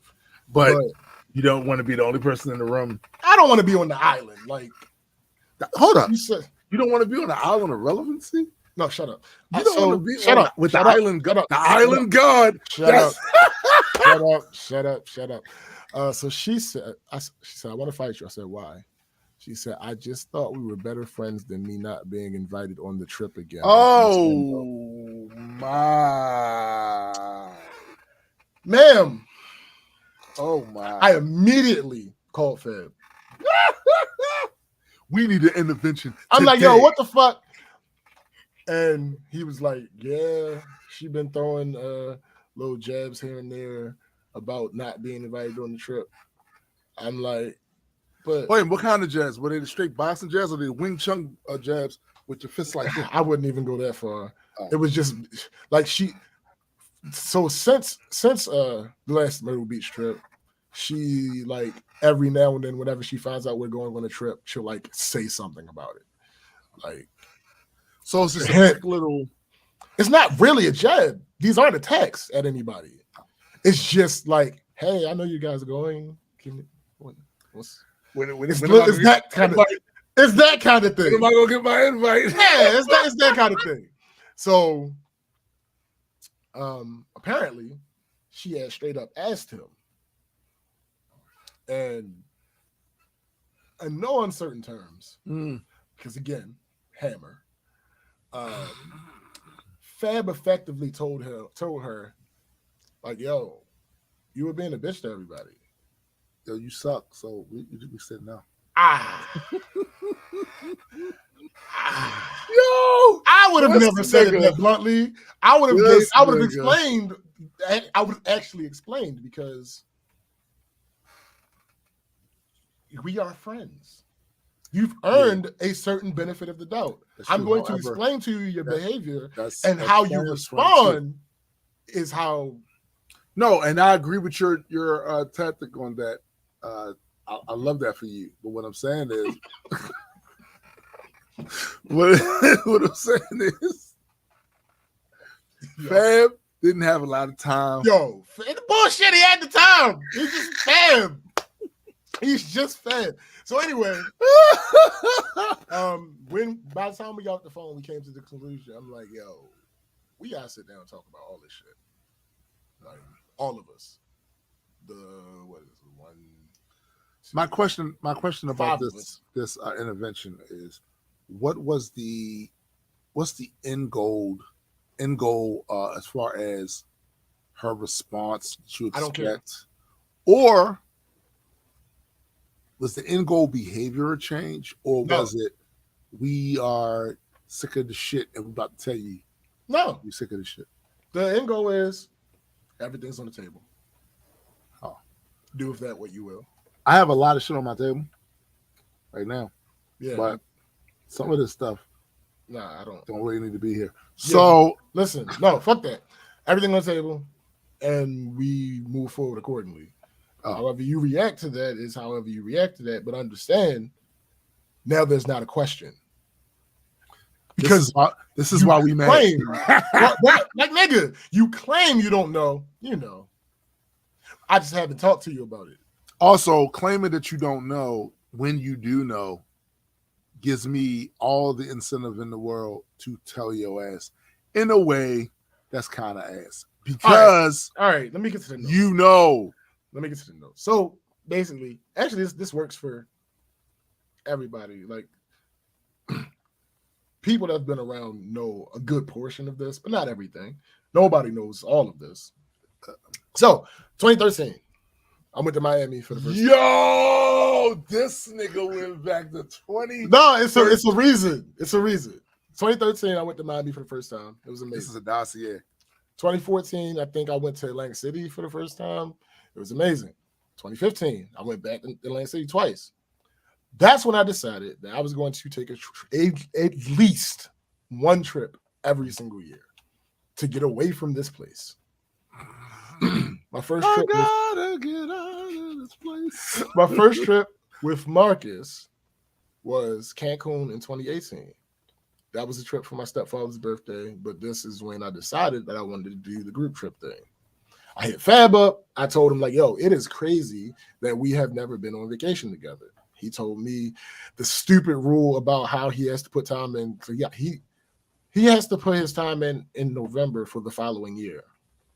I think I remember you telling me that. So since he always took his birthday off every year, the week of his birthday and the next week, because the next week is his ex-wife's birthday. Mm-hmm. So he always had those 2 weeks off. So I'm like, all right, so your birthday week will be travel week because you're not missing your wife's birthday. Again, they were married then. Yeah. You're not missing your wife's birthday, and y'all can celebrate together when you get back. He's like, all right, bet. So I try the next trip. I try to get Marcus and my other homegirl, the one that is the issue, to come to Cancun the next time I went to Cancun. Marcus didn't have the funds at the time. He had just changed jobs. Right. And my homegirl was adamant that because she's a teacher, she could not go on vacations the first 2 weeks of September. Well, you heard what she said. And Fab's birthday is the 16th of September. Oh. So, all right, I made a mental note to not invite her on trips during that time. Right. August of 2019, we went to Massanutten. Me, her, Marcus, Fab. That'll come up later. September of 19 was Cancun. That's the trip that I was trying to get them to come on. Fab came. That's when he met his now girlfriend. And one of my other friends from work, that was her first time coming on the trip with us. Fab's now girlfriend, at the time, was not his girlfriend, acted an ass and rubbed everybody the wrong way.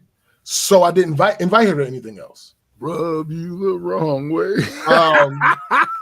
October of 2020 is when me and my homegirl had our first falling out, which she never really admitted she was wrong for, but that's neither here or there. Oh, I think that's here and there. I mean, listen, it's in the notes. I was about to say, like, November of 2020 was when we went to Deep Creek. Me, Fab, Marcus's boyfriend. Well, actually, wait a minute, Deep Creek. They weren't in a relationship. Yeah, they weren't in a relationship. I think I remember the Deep Creek. Yeah, I talked about it on here. This is where y'all had that big house. Yep. Mm-hmm. Now let me ask you this: and the model came out, and the model came out. Shoot, yeah. Did you bring a paddle or not? Shut up. So it was me, Fab, Marcus's. Again, they weren't in a relationship, but for the purpose of this, his boyfriend. And for this trip, Fab paid less money than pretty much everybody because he was a late add-on and he didn't have a real room. Oh, damn. Okay. He slept on the couch and shit? No, it was a futon, but it was It was in this area that didn't have a door. Gross, bro. And look, Fab a big dude. Fab a big nigga. He was like, yo, I'll be fine on the futon. I'm like, okay, you say so. So, my coworker that had come along with us for the first time on the previous trip didn't go because she was either about to go to Deep Creek or had just gone to Deep Creek with her children. Mm-hmm. So, all right, cool. My other coworker, that was her first trip with us. Right. My homeboy Mo, it was his first trip with us. He brought his girlfriend. His girlfriend acted in the ass and rubbed everybody the wrong way, so I didn't invite her to anything else. The next group trip was the Myrtle Beach trip. So sometime in 2021, me and my homegirl started talking again. One day, me, Fab, and Marcus went over her house. It was close to deposit time for the unit, and we were talking about the trip. She heard it, and she was like, "Oh, I want to go." I reminded her about what she said about early September trips, and that's why I didn't invite her. She said, "No, it's cool. I can go." I said, "Okay, there you go. All right." And here's where the stuff that I haven't talked about on here really starts. So for those who don't have experience actually planning group trips, this is how it goes. Unless you are using a travel agent who has special discounts and potential different payment plans and all this other type shit, payment is difficult as fuck. First of all, you never knew who was in or out until you actually go. In general, I had solved that problem with my group. That problem wasn't a problem no more. But this is just in general. And at this point, it wasn't solved. Right. Second of all, you aren't the only people in the world planning to go to this place. So in giving people time to get their money together, you might lose a unit. And then you have to find something else. Yep. Well, because you have to find something else, the price may change. And if the price may change, then that could potentially lead to people dropping out. And then you got to figure another different place and see if that's the right unit that works for everybody. It's a whole thing. Then plane ticket prices change. Yes, they do. Rental car prices change. So if we're planning this trip 4 months out and you look at these things, if everybody ain't got the money right then, 2 months later, that flight going to be a different price, maybe cheaper, might be higher. The rental car is going to be a different number, maybe cheaper, probably will be higher.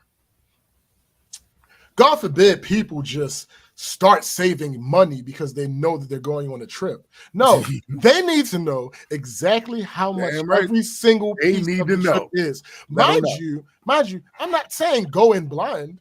I'm saying instead of taking these numbers to the penny, understand that some of these are ballpark figures. Yeah, they're approximates.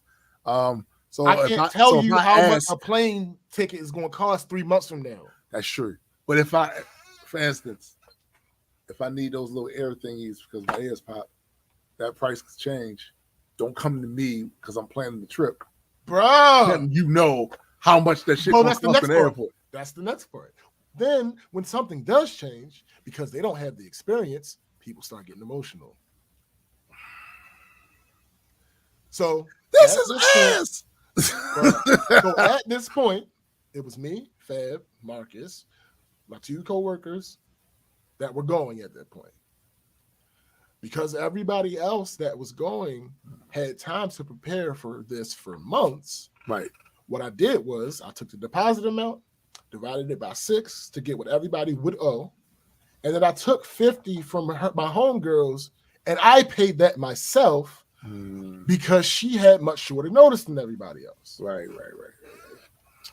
Just like every single other domestic group trip that we've done, I end up spending more money. I remember you said that before. Yeah.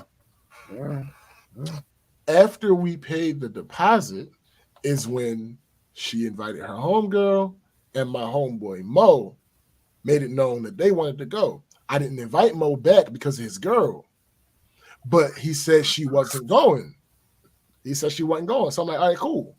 That. The quote that I gave the new girl and Mo was their portion of the remaining balance of the unit, right? Their portion of what the cars costed at the time, and their portion of the food and all the other stuff. Yeah. Why? 2 reasons. 1, the place had already been booked.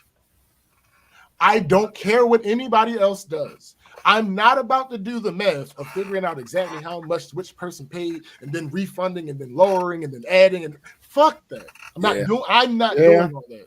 Yeah. There's a good argument to do all that. I understand the argument. You're not doing it, right? It's not gonna happen. 2, they weren't even going to have their own rooms. Fab had agreed to share with Mo, and my homegirl had agreed to share with her homegirl. Also, mind you, every single time, every step of somebody else coming on this trip, the amount of money that the people who were there at the time had to pay went down. Right. That makes sense.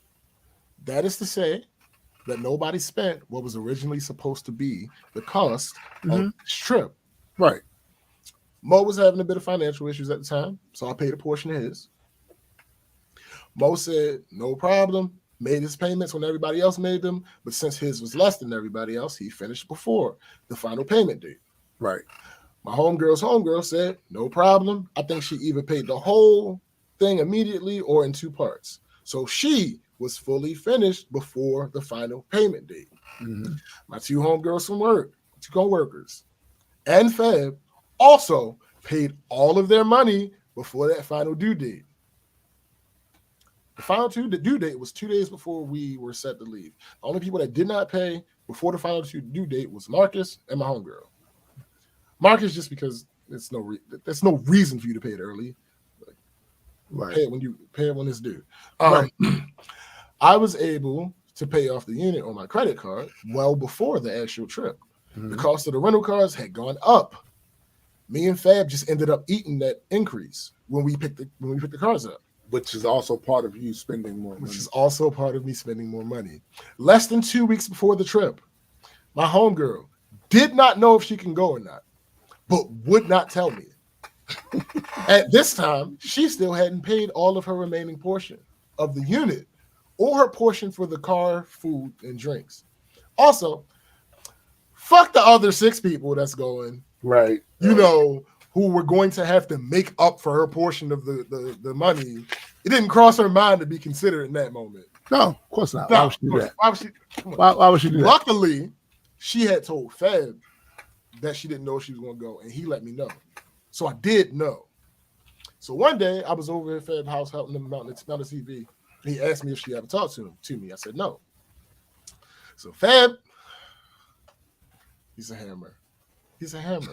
I don't know why I put these things in his hand. I bet you do. So one day while I was helping him mount the TV, he asked me. I said no, I ain't heard from her. So this nigga text the group chat. So you gonna tell James you might not be going on the trip? Yeah, I love it. I love it. She responds, "Can I deliver my own news, please?" No. He says, "Oh, well, we getting mighty close to the cutoff date." She immediately calls him because she doesn't know that I'm standing next to him. The first thing she says is, "Really?" He says she need to stop dragging her ass. She then lies, and this is something that I was referencing earlier. Right. She lies. It has to be a lie. She lies and says she was just about to text me. She was just about to tell you, boy. Why are you tripping? Now that's either a lie again or just illogical, because if she was about to text me, she would have just texted me. Have you ever known her to be illogical? I've known her to be stubborn to the point of being illogical. All right. Like she's not illogical on her own, but like so you're saying there's a chance. It's the same person that walked out of the fucking house when I showed her the definition of a word. Oh, yeah. Yes. So illogical on its own, no. Generally, she is not. But once she has her mind made up about something, it will lead to her being illogical. Yes. Right. So again, it was either a lie or just illogical, because if you were about to text me, you would have just texted me. Or she would have called me, because again, if she has something to say, 9 times out of 10, she's going to call you, as evidenced by the fact that she called Fab immediately. So either she wasn't about to text me, or fussing at Fab about something that she was literally about to do was more important. She was about to doing the thing. You was gonna give her the benefit of the doubt, nigga. She was about to do just that until yeah. So here's the thing. She explained the very valid situation to me. It was very valid why she didn't know. She wasn't sure if she would be able to get the time off. Oh, absolutely valid. Well, there you go.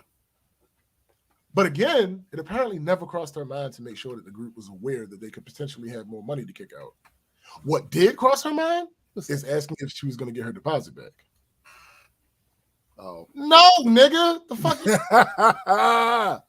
So, from the point of her saying she could finally say she can go, up until like 6 hours before the trip, she was complaining about money.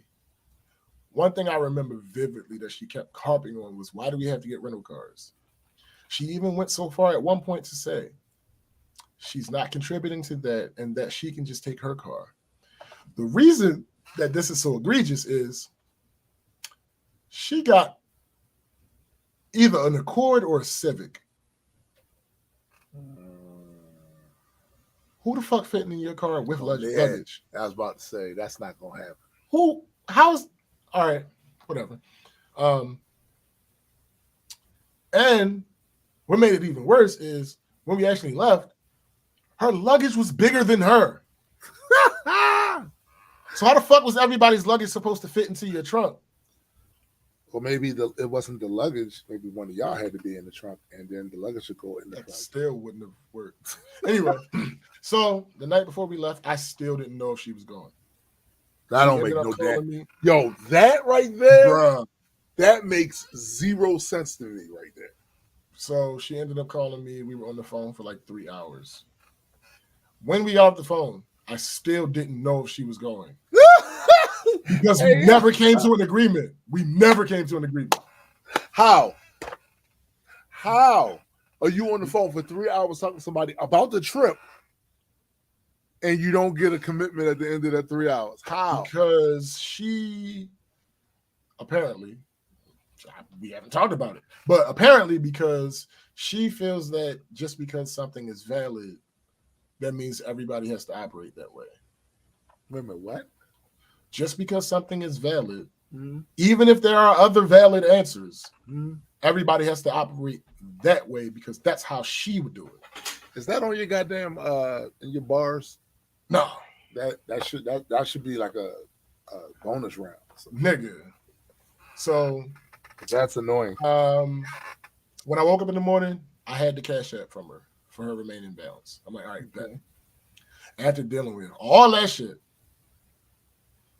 I can't say this yet because I can't say this on the podcast yet. but to sum up, to answer her question, she acted in the ass and rubbed everybody the wrong way, so I didn't invite her to anything else. Yes.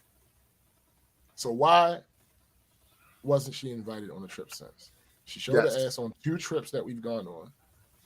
She pissed off everybody on the Myrtle Beach trip.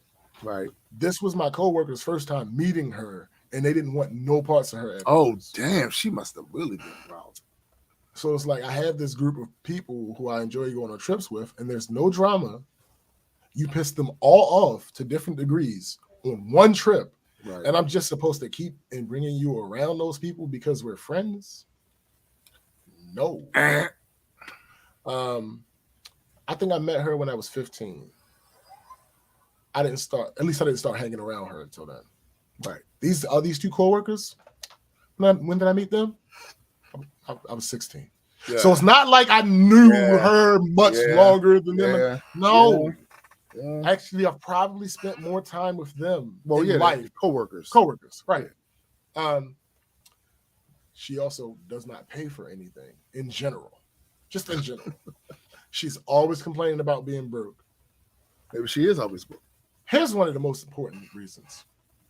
She clearly doesn't trust me, which is extremely illogical in the case of these trips because you don't trust me, but you still want to go. Why wouldn't she trust you? See, I didn't get into that because I talked about it on the show. But basically, once the final payment was due, I put in the group track, "Hey, payday, motherfuckers." Fab already paid his. It's just Marcus and you. Marcus sent me his money. I'll give you 2 guesses of what she did. She called you. Bam! She called me immediately. She calls me immediately, complaining. Where does extra such and such? I can't remember what the amount was. Where does extra such and such come from? It's not extra. It is extra. You're extra. I thought we were done. I thought we were done with payment. No, it's in the group text. If you ever bothered to look at them, you would have known that today is the final payment day. Well, I don't know if I have it and blah, blah this and blah, blah that. I didn't budget for this and blah, blah. but it's not a new fee. This is not new. This is it's not a new expense. No, not at all. So then she says, all right, I gotta go. My kids are coming in. She's a teacher. Mm-hmm. I said, all right. When I get off the phone with her, I call Marcus immediately. Like, yo, she's getting on my fucking nerves. I vented to Marcus. After I finished venting to Marcus, I was like, you know what? I'm gonna go ahead and front her the money, and she can pay me back later. That's what I said. And that's what you did? No. Oh. Because I came in the house, because Marcus lives I didn't call. I called Marcus to tell him to come outside. Marcus lives 30 seconds away from me walking. Right. So I'm talking to him. After the conversation with him, I was like, all right, that's what I'm going to do. I'm going to go ahead and front her the money. She can pay me back later. The time it took me to walk from Marcus and sit in this seat, I get a phone call from my homegirl's homegirl. She's like, hey, we still got more money that I owe? I said, no, yes. You paid your share of the money. Well, she called me and she said, I knew it. She said, right. You said, fuck it. Text 9. I said, no, you have paid all the money that you have to pay. You're good.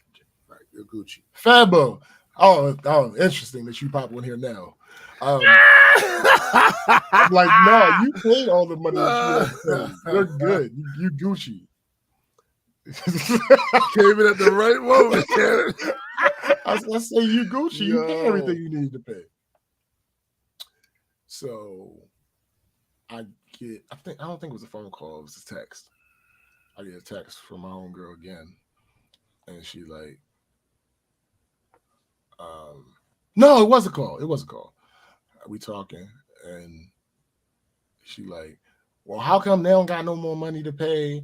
And blah blah, because they paid their money already. Yo, why you have to make this different? And then she decided to pocket check. So she asked her homegirl how much money she spent. She paid. Yo, said, well, why she pay less than me? And blah. Meanwhile, how come I can see her head doing this while she has?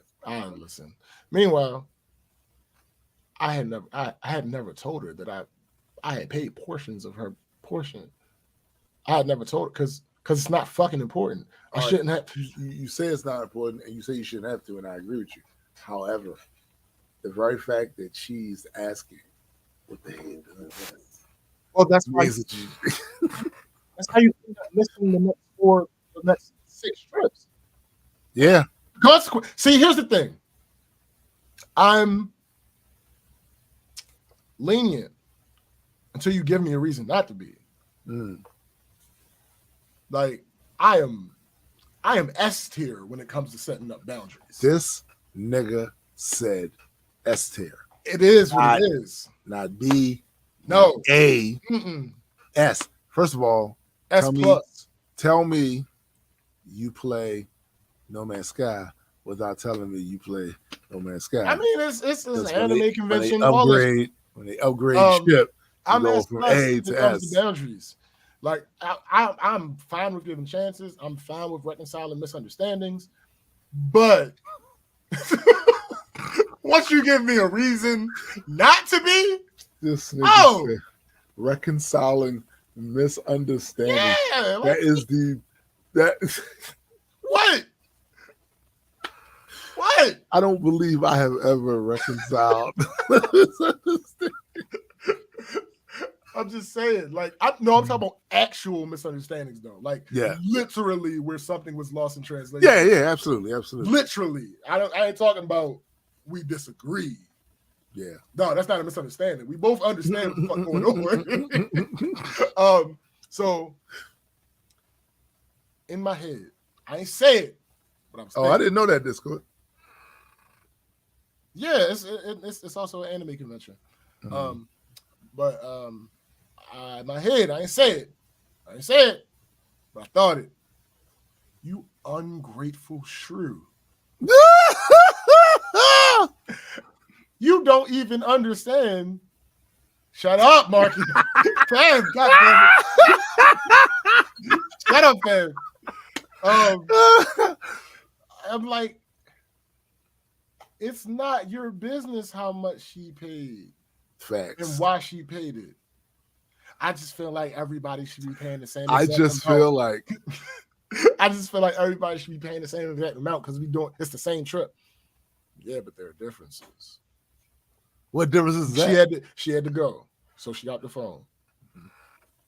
That was Friday. We're supposed to leave Monday. Still there doing a shotgun shug and patting motherfuckers' pockets. You stupid. How much? We didn't really talk the whole weekend. Sunday night, she texted me.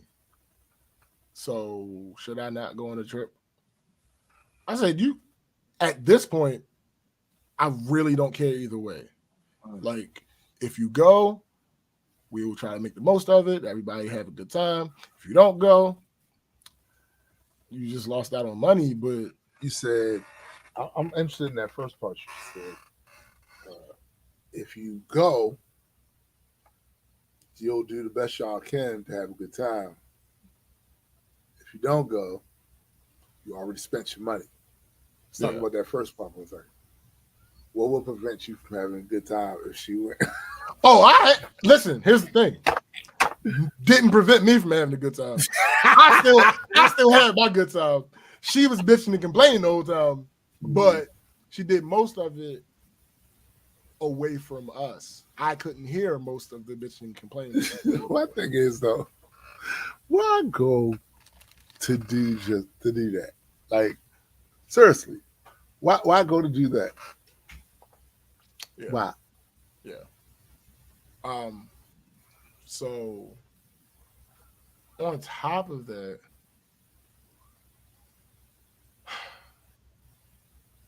so we sat on, like I said, we sat on the phone for like 3 hours going back and forth. We never settled on anything. She continued to feel how she felt. I continued to feel how I felt, which is totally fine. I don't need to change your mind. Friends can feel differently about things and still be friends. Yeah, absolutely. But Fab was he damn near died on that trip. He did almost die. He almost got taken out to the ocean. That's ass. But if the thing that we fundamentally disagree on is something I'm in charge of, right? Guess who loses? Well, that's true. That's true. Why would I invite you on trips where we clearly don't see eye to eye on how they're supposed to go? Yeah. That does not make sense. It's a recipe for tension. It's basically a recipe for just a bad time. And nobody spent their money to go and have that part. Trip. That part. Like, niggas can afford to go on trips. Niggas ain't balling out here. Niggas work hard for their money. Yeah. 2 of these people, one of them got 6 kids. Another one of them got 3 kids. Yeah, it's another real. One of them got a kid, and their kid is engaged, and they have 2 kids. It's real in the field. Motherfuckers don't be realizing and I completely understand that because that's how I am when I spend money. If I spend some money on something, I'm expecting to get just that because that part. Like if not, I literally just threw this shit away. Exactly. You know what I'm saying? I could have used this for something else. Yes. 100%. That was more reliable and more likely to get exactly what I paid for. So no. Nobody's doing that.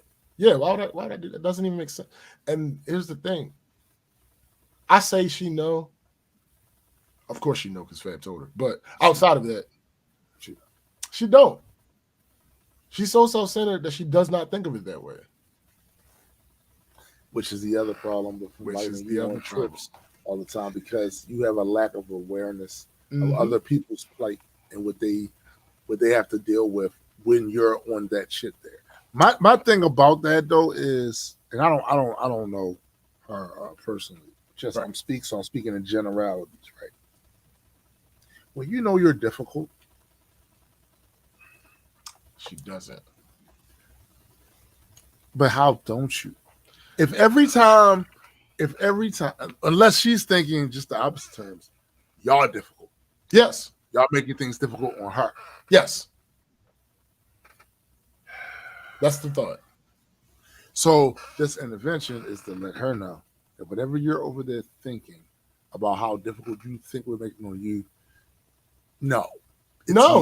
it's not that. Because I have zero faith that will actually happen. It's not. I'm telling you, it's literally only to put everything on the table because I don't want to hear any of these dumbass questions. Oh, I thought we was better friends, ma'am. I thought of this last night when we was eating dinner. I said to Fab, like, yo, she was an event planner for how many years? I ain't never get a call for to photograph any events. Oh my! It's like, oh my! What are we talking about? Friends? I do consider us friends, but let's not go crazy. Discord. That's about right. Modified Dunning-Kruger. Facts. Like I don't know your people. The only way I know your people is if Fab is involved in some way, shape, or form. Right. Friends? Sure. Sure, but let's not go crazy. Yeah, like I love it to death. Privilege. That part, like you're expecting things from me that you don't reciprocate in kind. It's always you know my people. Yeah. You've been to my mother's house several times. Yeah. I think she left the year that we went to Myrtle Beach. So that was 2020, I think, or 2021, one of the two. That year is when she left her mother's house. I've known this person since I was 15. I've been inside of her mother's house once. Wow. 2021. I've been inside of her mother's house once. I've been to her mother's house plenty of times. We picking her up, dropping her off. Nobody inviting you in there.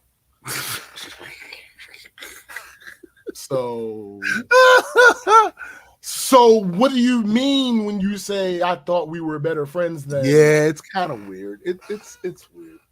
It's weird.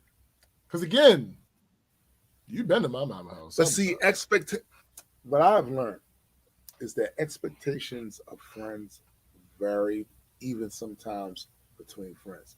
Yeah. You have a certain expectation of this person because you know what you're willing to put into the game, and you are assuming the other person is too. Mm-hmm. Sometimes, and typically, that's true. Yeah, often. The vast majority of the time, I would argue, is everybody knows the level of closeness they are with the person and with the, Absolutely. But every so often, there's a disconnect between people as to how the expectation of what their friendship entails is. Yeah. I've seen it. It has not happened to me often, thankfully. Yeah. It has not happened to me often. But it has happened with some people this one guy in particular who was actually a friend of my sister's, right? I actually found him very annoying. But that's my sister's friend. Mm-hmm. We all went to the same school. So when I saw him, I would speak. Right. Or we was in the lunch line or something. A little conversation. It wasn't nothing that deep. And then years down the line, he hits my sister up and asks, "Hey, give me your brother's phone number." So I ain't talked to him in a long time. Nigga, that's on purpose. We ain't friends like that. That you are close friend. So when my sister came and told me, he wanted to, I said, no. Do not listen to me clearly. Do not give that nigga my number. He's always been annoying. And you like annoying people.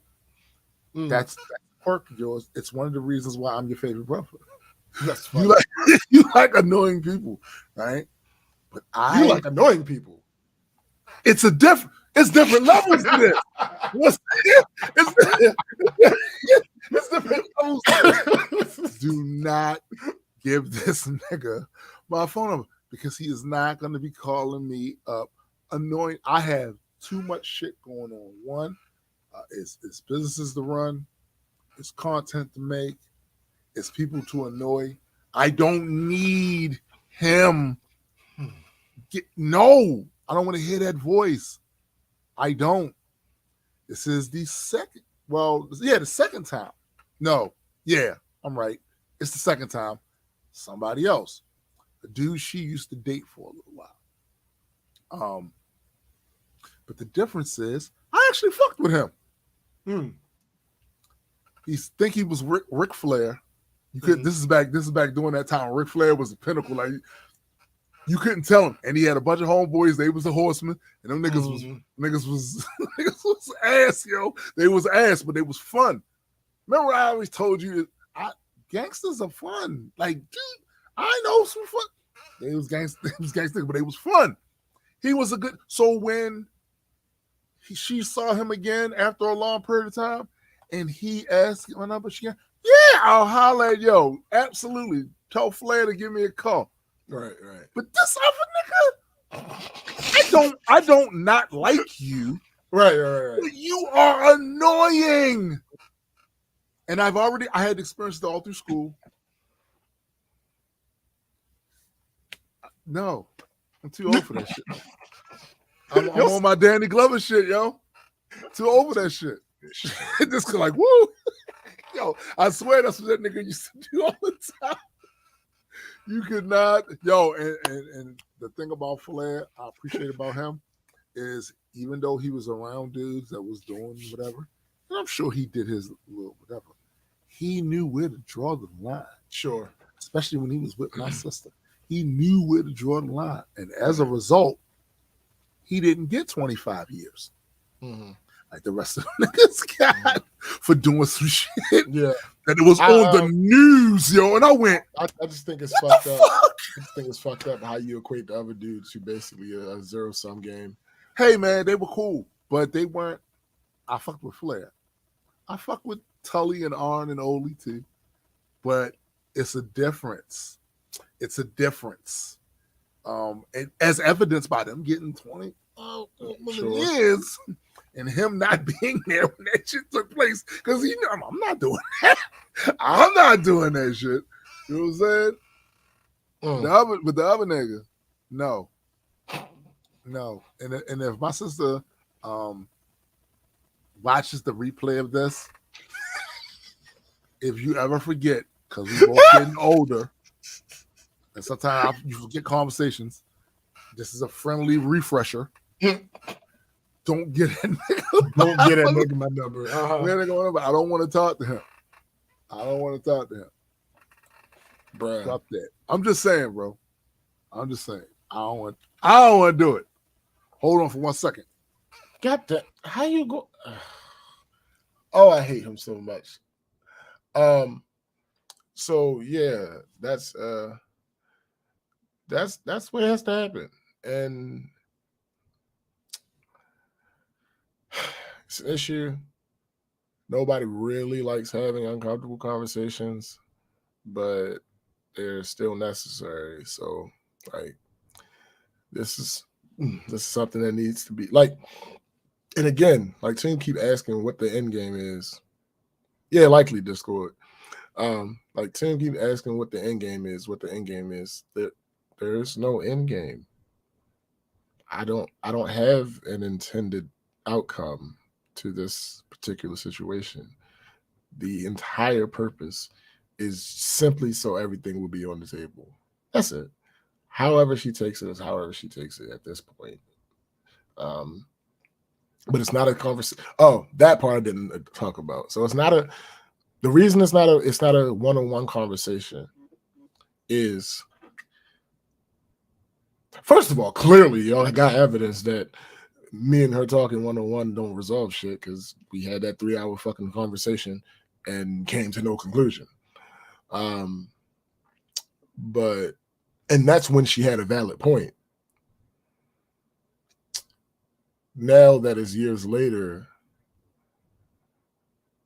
when you feel like you're not wrong, then no, that makes sense, Mike. Mike said, I hate difficult convos. I have to avoid at first and really think about what I'm going to say. That's absolutely fine, Mike. There's nothing wrong with, I've actually had this conversation with different partners that I've had. It's like, I don't have an issue with you taking time away from a situation to fully think about it and assess how you really feel and then come back and have the conversation. The problem is not coming back to have the conversation. That's where the issue comes in. And again, this conversation has been looming for 2 years. So when we go on a trip and you show your ass and rub everybody the wrong way, and we get back and you say to me, oh, we got to sit down and talk about what happened on that trip. All right, cool. Let's sit down and talk about it. And then you make zero attempt to make that happen. Zero attempt. Like, 3 of us live within 5 minutes of each other. No, I'm sorry, 4 of us. 4 of us. 4 out of the 5 people that will be required for this conversation, because, like I said, she didn't know my 2 coworkers, so they wouldn't have been involved. But the 4 of us out of 5 of us live within 5 minutes of each other. We could have absolutely... What? Oh, shut up. We could have absolutely... Mike says, no, I need a few days. If it's super, super serious, a few weeks, years, no. That's what I'm saying. A few days is absolutely fine. A week or 2, because people be busy. We all adults with our own lives, all got our own shit going on. All that. You don't know that. Shut up. Couple weeks. All right, fine. It was 2021. Oh, damn. It's now 2023. So fuck you mean? You ain't get your head together yet? You ain't figured out what you need to say? I mean, hey, maybe, but guess what? Time is running out because now it's a limited resource. Here's the issue. If she wouldn't, all right, so I feel like, especially since Fab has ripped the Band-Aid off. Yeah, buddy. Shout out to Fab. I feel like, why are you asking me this? Why are you asking me why you're not invited on trips when it happened, Fab said something to you at least once, and then recently he's explained it to you. Why do you still have this question? And the answer is, it's twofold. One, Mike, funny. I said, one, there's nobody to bounce facts off of. Yeah. If you're having a one-on-one conversation, you can continue to be obtuse about what's going on because it's my word versus yours. That's true. If it's 5 of us in the room that all all went on that trip, you did this. Right. You did that. You can't avoid that. You don't have to take accountability still. You still could not take accountability. Absolutely. You can't avoid that, though. You can't. It's confronting you. It's in your face. You can walk away, but again, it still answers the question. Like, yo, Disco said, just wait for yo, that's hilarious. Faf says she don't want the gangbang. Oh god. Oh. Seriously though, because it's like I said, for one, this can't be a one-on-one conversation because for one, the last time we had a one-on-one conversation about the shit, nothing got resolved after a 3-hour fucking conversation on the phone. Nothing got resolved because it ended with you not knowing if she's even going. Bruh, still had no idea if she was going. Woke up to a Cash App and I was like, oh, okay, she must be going. Like, that's crazy. And so again, that accountability of having more than one person there that was involved, because they don't have a dog in the fight. Here's my prediction, though. She's gonna walk out. Well, that's the second one. The first prediction is even getting her to have the conversation in the first place. Now. Which is why I'm mad Fab texted her when he texted her. So you know how I texted her. After I got off the phone with Fab that day, that she texted me that dumb shit, I texted her back, "We'll talk soon." She sent a thumbs up emoji.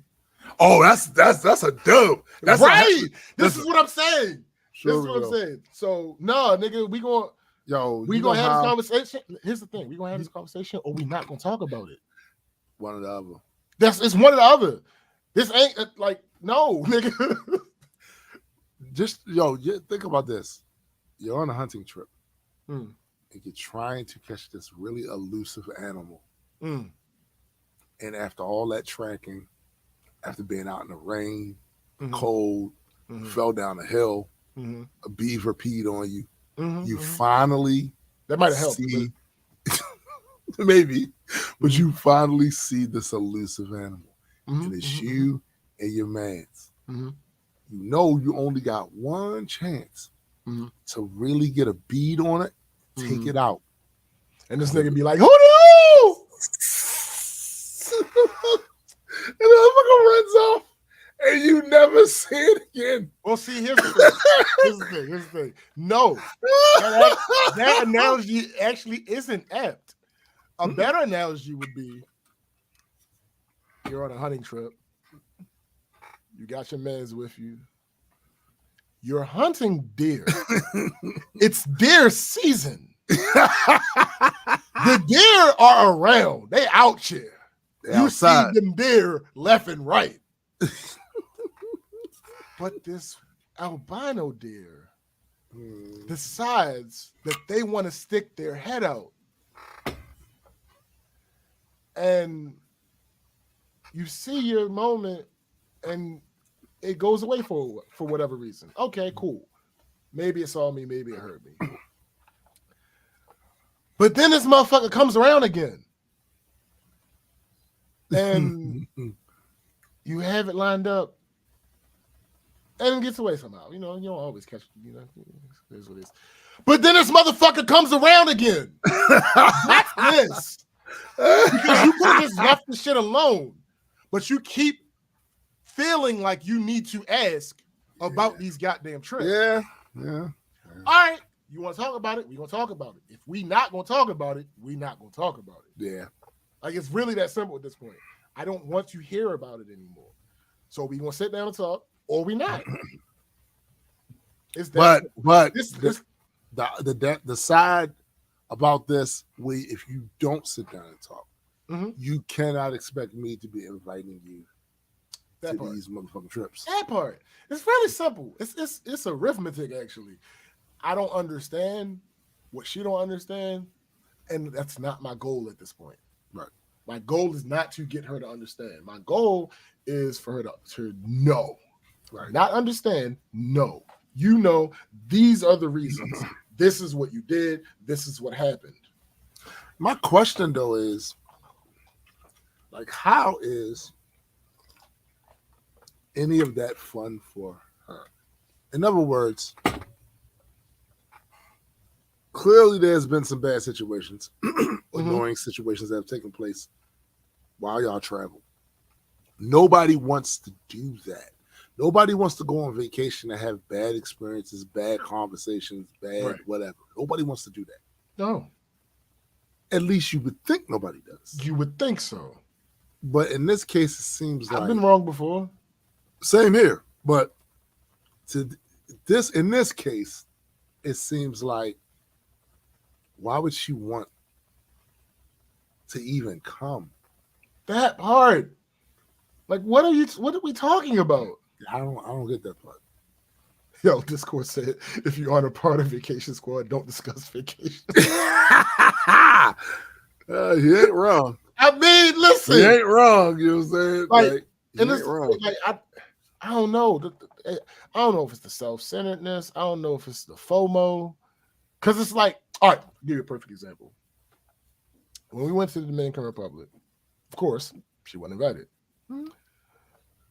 When she found out we were going to the Dominican Republic, she said something about it. But then she also was like, well, I'm going to the Dominican Republic too. And then she got a hotel or whatever next to yours. No, she didn't go the same time we went. She went after we went. And afterwards, she found out about one of the stories that happened while we were there. Mm-hmm. She was talking to a homegirl. Why then, after that point, would you try to talk to me about that story as if you were there? What? She was there in spirit. What? Why? You got FOMO. You got fear of missing out. You want to be involved in everything. And I should have known. It's just a bigger problem of a symptom that I noticed a while ago, but I never said anything to her about it because it's annoying. But fine, whatever. So it's also a syndrome. I mean, it's just me that I don't understand because I'm very. I get it though. I mean, I don't get why that's a thing, but I know that it is. You know what I'm saying? Like I know that it's a thing. I be nosy, but this is a different level. Like, yeah. I'll give you the example. So, this is the thing she used to do. I don't know if she would still do it because I don't know how long. Fab, how long has it been since I've been in a room with her? God damn it, Tim. How long has it been since I've been in a room with her and the hood one? Like, I legitimately don't remember how long it's been since we were in the room together. 3 times, but same time. Yeah, every time. But we had this. It was this situation where, so she had this thing about, for some reason, whatever the case may be, Fab has his theory on it, not bringing her friends around us. So this one that goes on the trips with us, once she finally stopped hiding her from us, this is something that she would do, right? So if we all together hanging out, chilling, if I say something to the homegirl, whenever that conversation is over, my homegirl will go over to her and ask her what I said.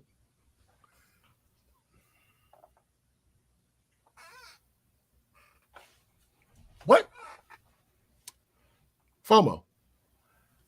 Okay, so this is what I don't understand though. One, why hide your friends? Fab thinks that because if all of us get together, she can't hide the bullshit. I'll give you a perfect example. She had an argument with me. She hangs up with me to call her other friend to talk shit about me. But because we know each other, her friend called me. I get the real story. Right. My question is, here's an idea. I know this may sound radical as fuck. Don't be a piece of shit. Don't be on the bullshit. Listen, I agree, but what I'm saying, you could say, "Hey, don't be on the bullshit, nigga." That's not. Why though? I'm just trying to figure out. I don't have an answer for you, yo. Like, because if you're afraid that your friends are going to find out about your horse shit, just don't be on any horse shit. I agree. But or maybe she feels like it's too late. She's been on enough horse shit where y'all got a ton of stories. Maybe, yo. Maybe. Because here's the thing. I don't have to know all of your friends. Absolutely not. That's not necessary. But when it's people that, like the two people in question that we know specifically she had been hiding from us for a period of time. Right. The reason we know that is because there were isolated times where we were around this person. Right. So like the girl that I'm talking about, years ago when we used to go bowling every weekend, she used to come bowling with us every now and then. And then for years, she left the state for a few years. She came back. And after she came back, we didn't hear nothing about this girl. My homegirl didn't even. Not only, like, when I say hide, I'm talking about to the highest degree. Like, she don't talk about them. They don't exist. They're not real people. Wow. She don't mention them. She don't reference them at all. And I don't even remember how we started hanging out with this girl again. I think even me and Fed probably asked like, "What's up with your friend such and such?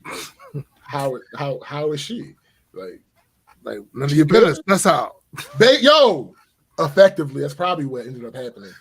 But I don't know, yo. It's weird. It's really weird, yo. It's really weird. I ain't gonna lie. I don't like that shit. Like, it's weird. Like every human being that I know does something that I don't understand. Of course. Like, right. Yeah, but this is extreme. Like, what do you? And my thing with that is too, like anybody who I don't just be hanging out with just anybody. That part. So if we hanging out, I know at least some of the people you know, even if I don't know them super well. Mm-hmm. I've heard you reference them. Mm-hmm. I may have met them when they was around you, whatever. Mm-hmm. And it's reasons for that. Now, when I was growing up and was on the bullshit, the reason for that would be to cut down instances of potential beef because if people knew that y'all was all affiliated, then that lessened the chance that somebody out of the mob would be getting into something with somebody else, which would drag everybody else into the shit because niggas gonna always protect whatever they got going on over there, and you just didn't want that. Also, for allyship, because I could be somewhere, you could be somewhere, and some shit kick off, and it just so happened that some of the other people, that's my man's people, right? No, you know what I'm saying? That sort of shit. So I don't. It's weird to me when. What you hiding these people? Yo, I don't get it. It doesn't make sense to me. Like, what? Why? What is the point of hiding? It. Like, and like I said, Fab, that's Fab's 30. She trying to keep the bullshit separate. So hold up. So you saying basically Fab was saying she got bullshit on this end, and she got bullshit on y'all end. So she don't want y'all comparing bullshit notes. Effectively. But the weirdest thing I think out of all of that you said to me was that every time she would see you, bro, I'm like, yo. And the first time, like the first couple times that I saw it happen, I wasn't sure. Mm-hmm. And then this one particular time, I actually heard her say it. I'm That's like, crazy. Why? If it was a situation where I was talking out loud to everyone, this code might be right. Trust issues. Oh yeah, possibly, absolutely. If it was a situation where we were talking and I was saying something out loud to everybody and you didn't hear me, that's different. That makes sense. But I was specifically turned to have a. Yeah. Why do you? First of all, why do you care? Because you thinking, yo, Fab may have a point there. Because you That's thinking, what I'm saying. You thinking that you said something about you or some shit. Like, bruh.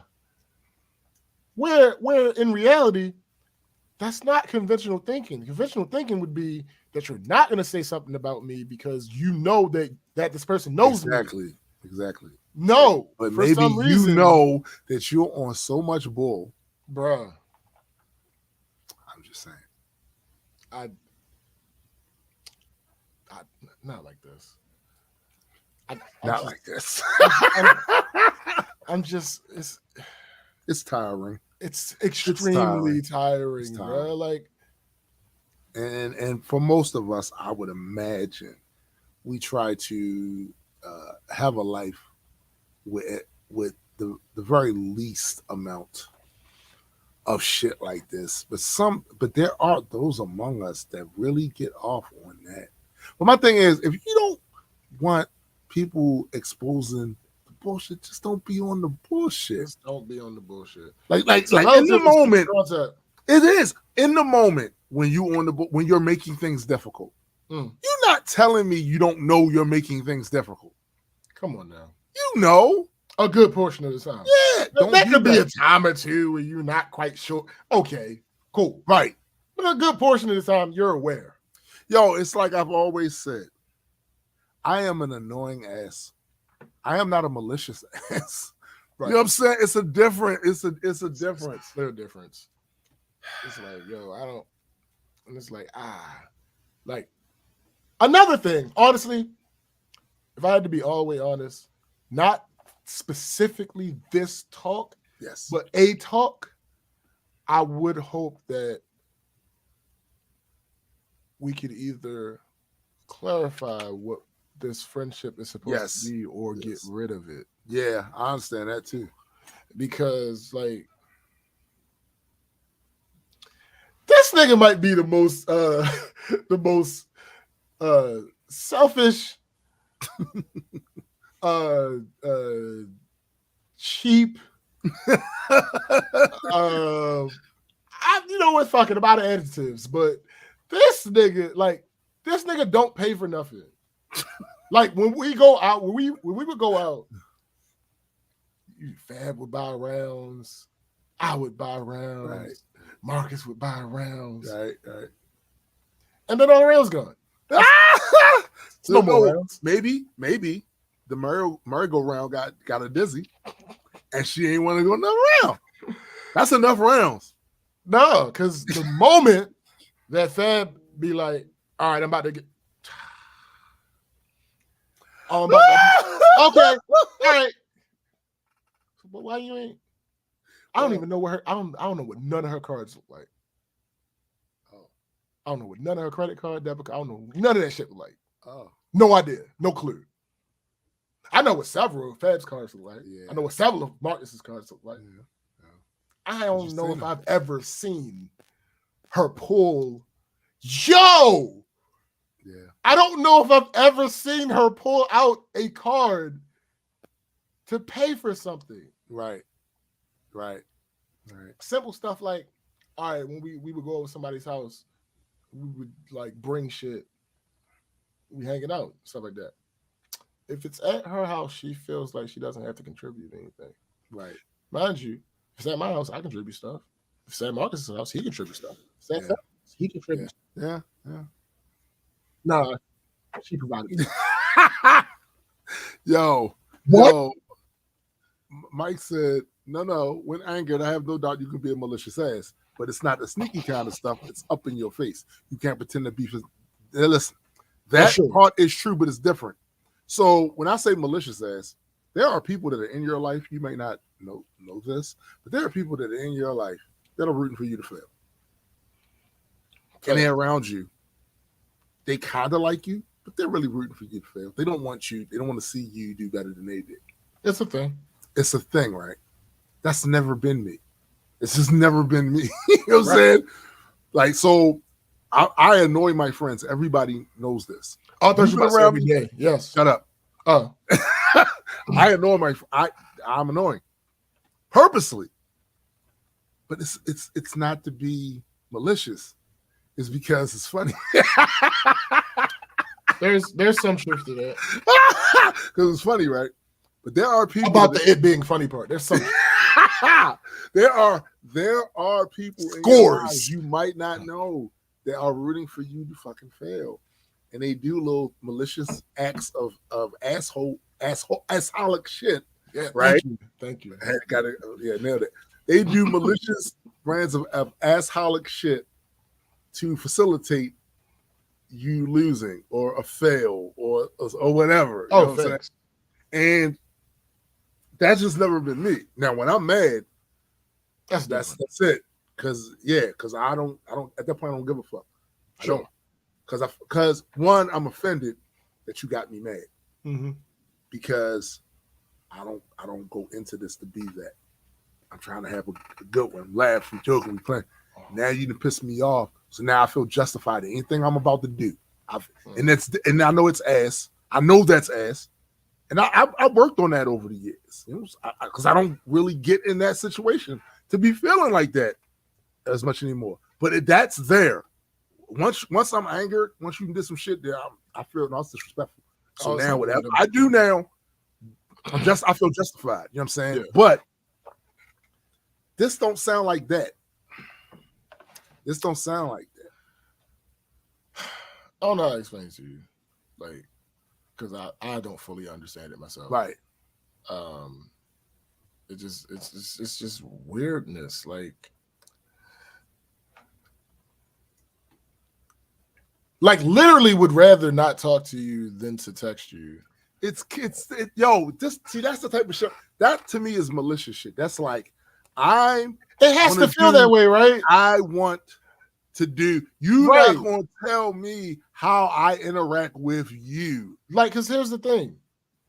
Like, she'll say some shit like, all right. Like, one of the times we hung out, no, we didn't hang out. That time that she asked me to take her to get some fucking food. Because her car was incapacitated. And when I dropped her off, she's like, we gotta hang out.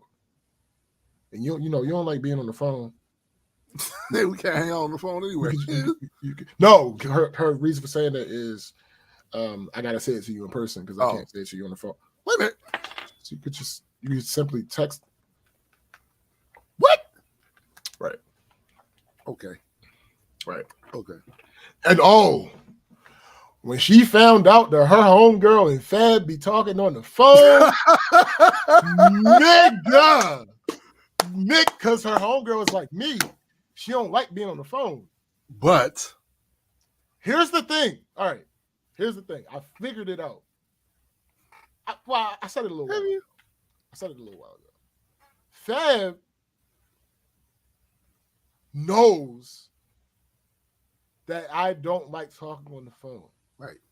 Fab will normally text. Yes. Unless it's something important that needs to be explained, it is time sensitive, it is any of these things. Right. That's why I end up talking to Fab on the phone. Pretty sure the same thing is for her homegirl too. Yes. Same exact thing. Yeah. Meanwhile, I used to say, unless there's an emergency, there is no reason for my friend to call me. But now, upon further review, there's absolutely no reason for her to call me. And here's the reason why. No. Wait. Here's the reason why. Here's the reason why. We don't plan to do anything anymore. And you live 2 minutes away from me. That's true. There is no emergency. That's true. That you texting it to me would have made it longer than had you called me. That's true. Because you live so close to me. If you need me to go elsewhere, the text or the phone call doesn't really have much of a difference. There's no real big change. Sure. Like one day she called me. I didn't answer. I waited like 5 minutes. I texted her, "What's up?" Oh, I had some issue, something about her basement. Something happened. And I'm like, oh, well, I'm not home. So I can't really actually help you with this. Right. And she's like, oh, okay. Had you texted me, you actually would have gotten that information much faster. Right. What's so hard about, yo, you home? I got an issue with my basement. Exactly. Now her argument would be, why should I have to type all of that when I could just say it?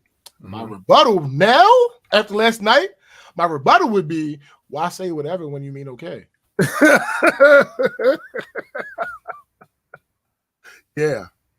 Because why? Yeah. What? That's a good question. Why say whatever when you mean okay? Okay is significantly less energy spent by you. Right. Than whatever. So I don't understand what we doing. I don't understand it either. 8 letters versus 2. So I mean, it is what it is, Mike, at this point. Because I give people leniency until they do shit like that. Like, it's not as if I don't like being on the phone and I just am hoping that she picks up on it. No, I've expressed this to her several times, over and over and over and over and over again. There's one time I was on a fucking date. She had She had surgery, and she had just come home. She put it in the group chat. In the group text with all of us in there, I kind of got the notifications off because I don't be feeling like dealing with it. Mm-hmm. So, yeah, I ain't really see it. But then she called me, and I ignored it. And 2 minutes later, I text her back. Mm-hmm. What's up? I'm on a date. I said the words. I'm on a date. That shit is crazy, yo. She replies, "Oh, I wanted to talk to you about the surgery, ma'am. I'm busy. Yeah, I'm busy. What do you? They're kind of busy. This isn't an emergency at this point. You came home. You're good. Right. I know that you're okay. Right. Because you came home. Number one. Number two, because you said it in the group chat. Mm-hmm. The group text has you saying that you made it home okay. Mm-hmm. Yep. Mm-hmm. Because we're friends, it's okay for you to give me details. But at this very moment, I don't need any more details. I have everything that I need. My friend is fine. Yes. I don't need anything else. I don't particularly want to hear anything else. I knew that was coming. Only because it was some lady surgery. I don't need to hear about. Yeah, I don't need to hear about this. You don't really need to hear about that. Yeah, like I don't. Like I don't really need. You're good. I don't need all those details. I'm good. Just saying. Yeah, I don't know why you had this burning desire to give me these details. I mean, maybe she thought it was something you wanted to know. Bruh, I still got some of them the next time I saw her, but I wasn't busy then. Right. So it was only just the slight discomfort. Right. From like, why are you telling me this?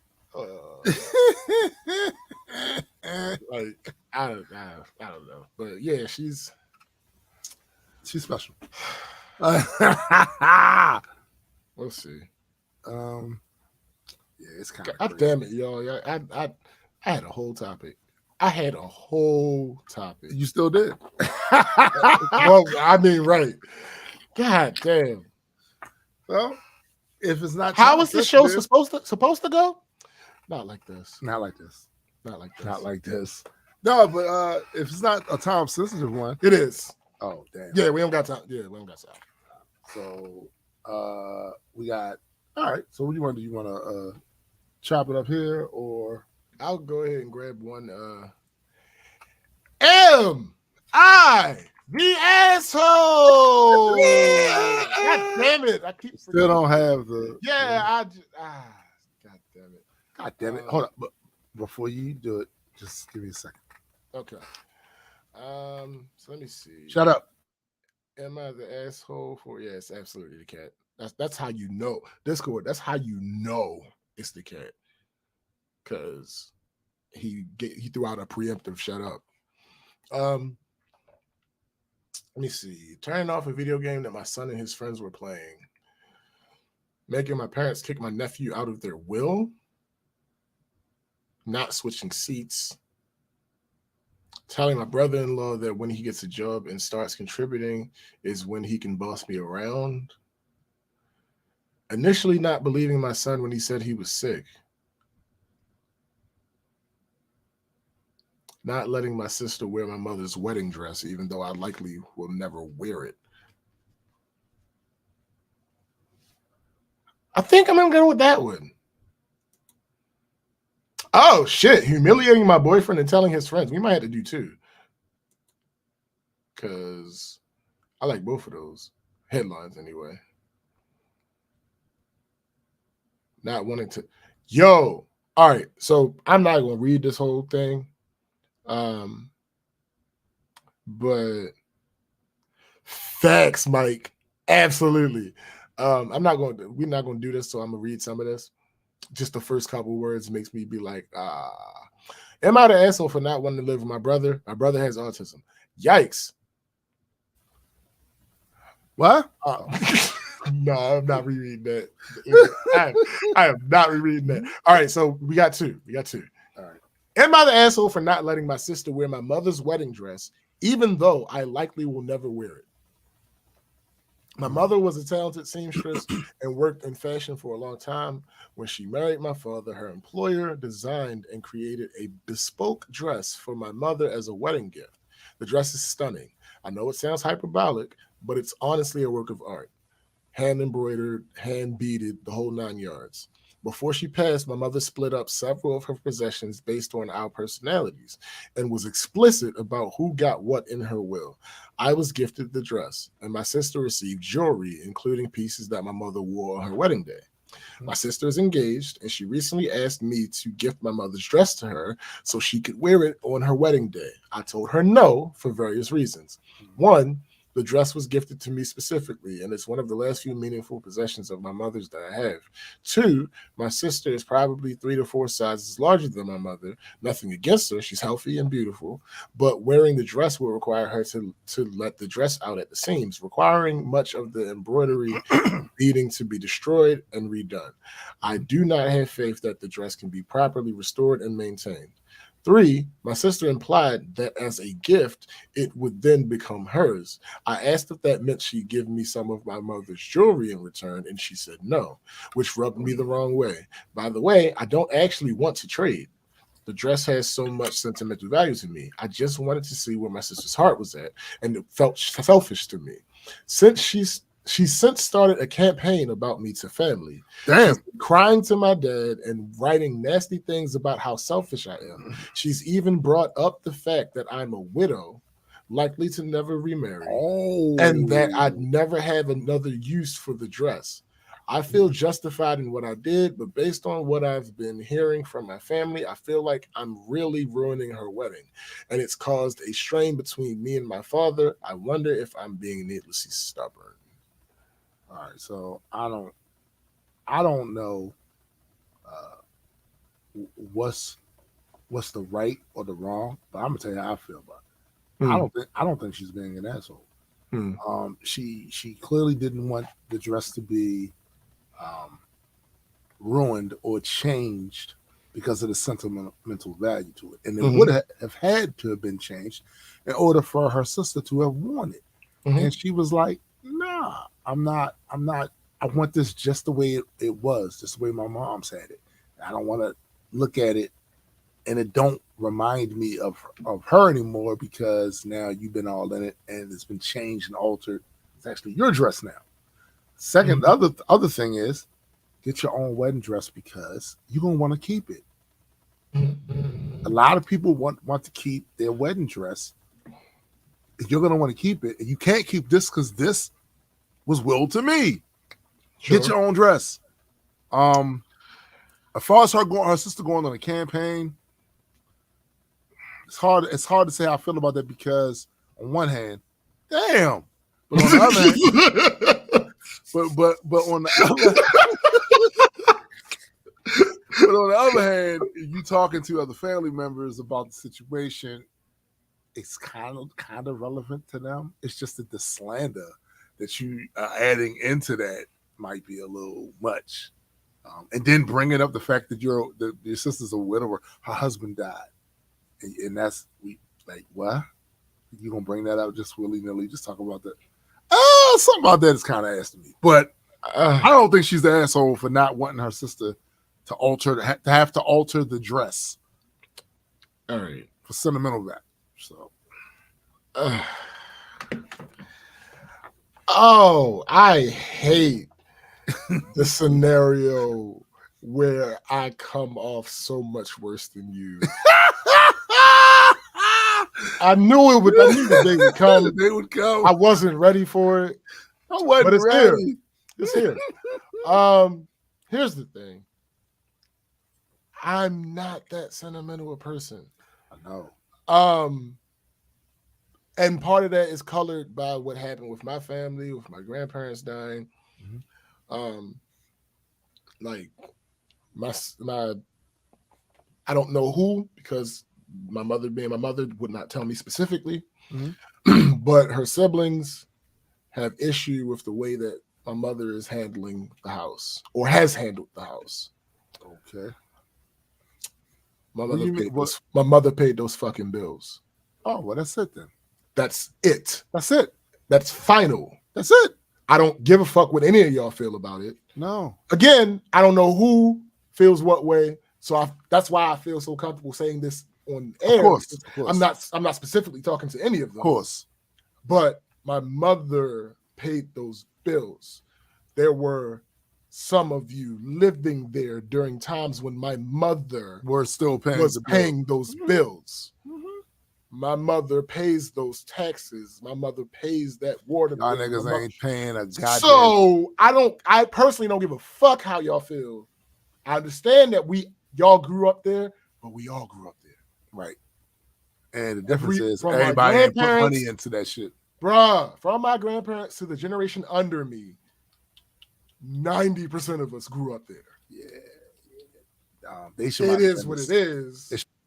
Bruh. Because I've actually had a similar thing happen.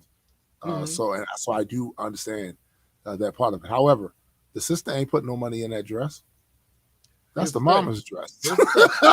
Here's the thing. Again, that's not a one-to-one. That's just what contributes to my lack of sentimentality. Yes. Because, yes, I understand it would be nice. Again, I'm an empath. I get it.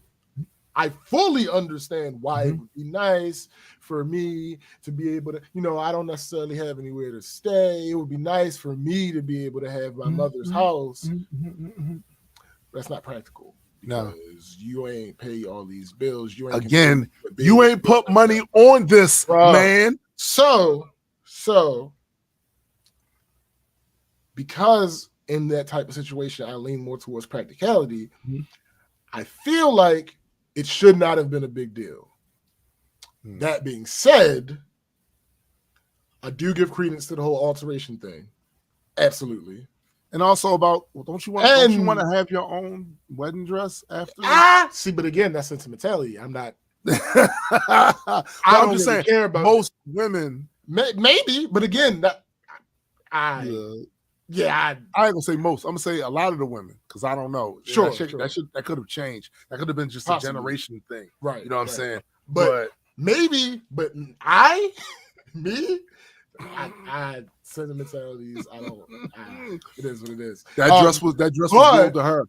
But absolutely, your lack of empathy should be on the sister side. That's her dress. It was willed to her. Yes, absolutely her dress. Why do you want to wear it? Sister. That's my thing. Here's the thing. You should not have gone on a slander campaign about your sister. Crazy. That's where I have to unequivocally be like, oh, crazy.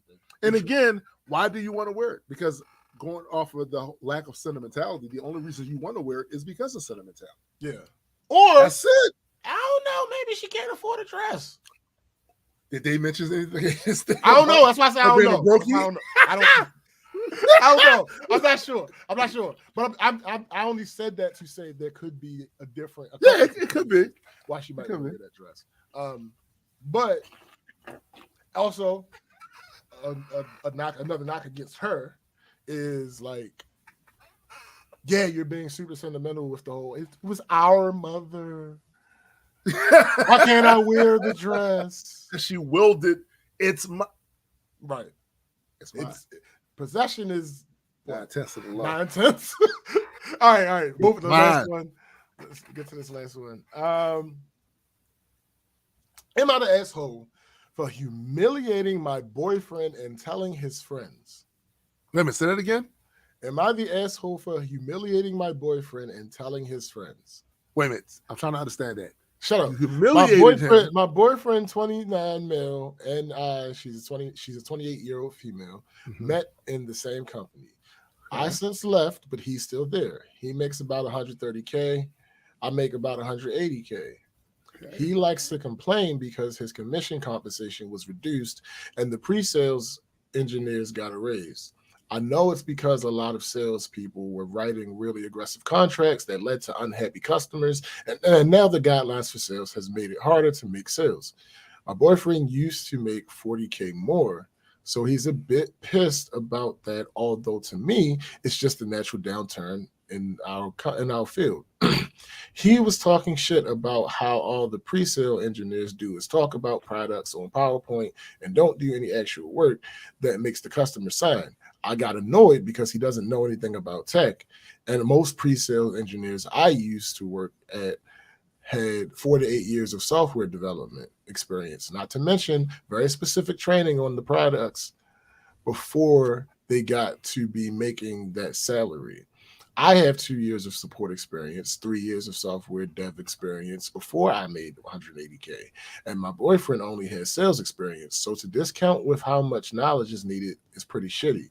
He said he knows some coding and could take their jobs. I told him since he thinks he knows their role, he should be able to pass a junior coding interview and technical questions. He agreed and said loser pays for dinner, and I agreed. I got some interview questions and coding questions like fizz, buzz, and mesh map coding questions. He couldn't answer a single question, not even things like what's the difference between Java and Python, explain why the OSI layers are, what caching is, and the craziest one is what's the difference between SAAS and IASS. He didn't know what caching was? Apparently, which he definitely should know because he is selling software as a service is what SAAS stands for. Products. I had 10 very basic questions, and it's just so hard to say SAAS. I'm just gonna say, like, she doesn't say software as a service, but since I know what it is, I'm just gonna say it. He should know these things because he's selling software as a service products. I had and for anybody that doesn't know, it's effectively stuff like Photoshop is doing. I had 10 very basic questions. He couldn't answer a single one. He also did not make any of the code run. He was pissed and argued with me the entire time, but I Googled things to prove he was not right. Damn. Sulk and didn't pay for dinner. I was kind of bitter he didn't pay for dinner, and when a friend of his came over a week later, I told him about it, and we had a good laugh because he always likes to complain how easy engineers have it while he has to travel and boast how he could do their jobs easily. He was there and yelled at me later for humiliating him. Am I the asshole? Listen. Wait, no, stop. God damn it. Listen. If this was not your life partner, you are not the asshole, because I would do the same exact this is thing. Yeah. But you ain't even this is your life. But because this is your life partner, you are absolutely the asshole. And here's why. It's not like he's downplaying your job. Right. He's downplaying a job that exists in your field that you don't fucking do. Yes. Why does it matter in the grand scheme of things with your significant other? Yeah, it's true. If me, Fab, Marcus, and my homegirl are having this conversation and one of these niggas is like that, it's logical for me to be like, all right, you try that shit then, nigga. Right. But for your significant other, it's a little weird to be. It's a little weird to be doing such, like, he should have paid for dinner. He reacted poorly. Absolutely. And since that's your life partner, you might want to re-examine your life. Nigga. Because here's the thing. I often say on here half joking, half truthfully, and I just expect that y'all understand when I'm being serious. Some things are only true because they're true. Yeah. Some things are only bad because you find out they're bad. Yeah. Like, this is a side of him that you may have never seen. You may have gone your entire lives, grown within the late 20s. Y'all could have made it to your 80s and never seen this side of him. Yeah. But because you decided that it was your job to get him off this high horse that had nothing to do with you. He was not talking about a specific person. I can see in the significant other situation, if he's talking about a specific person that y'all know, I can see doing that. Right. I can see bringing him down to earth a little bit.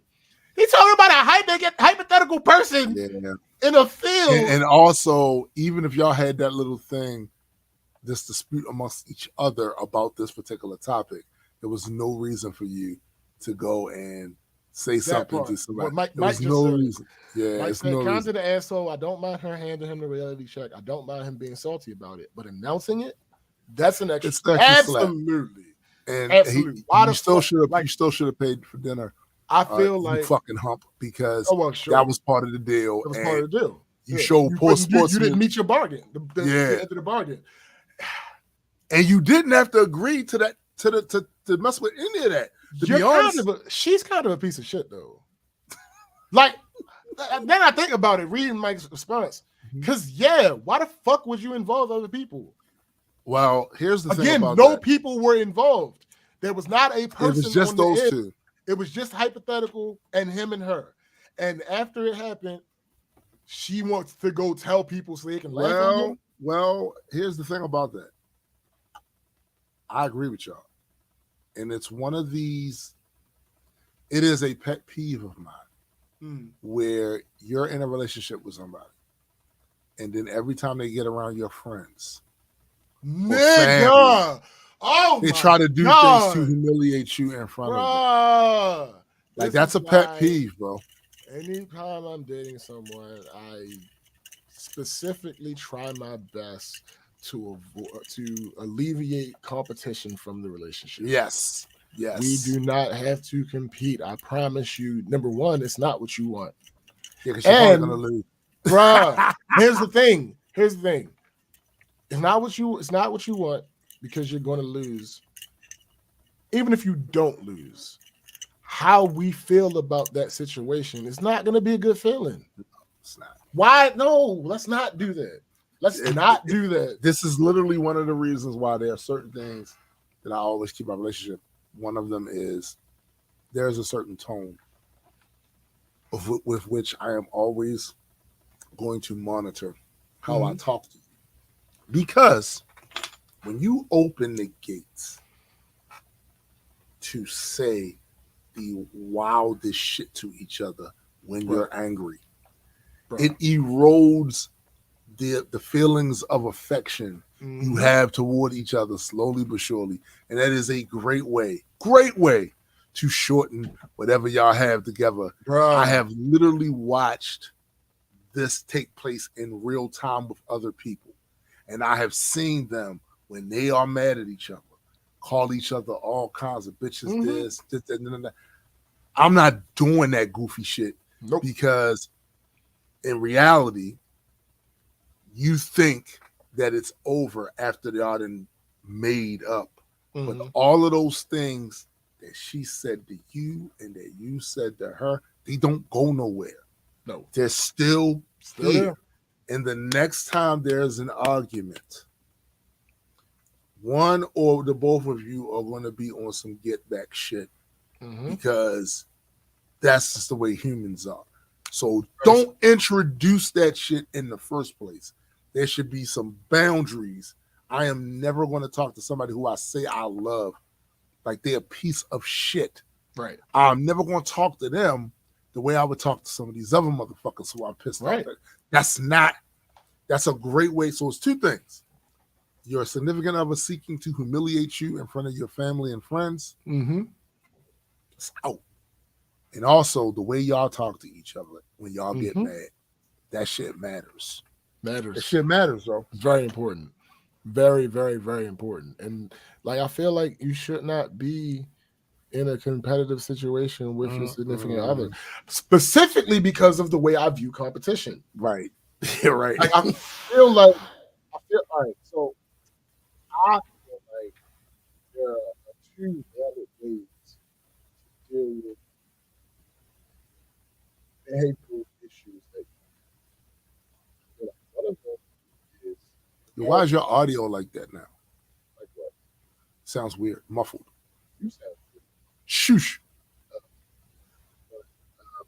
I don't know. Oh wow, yeah.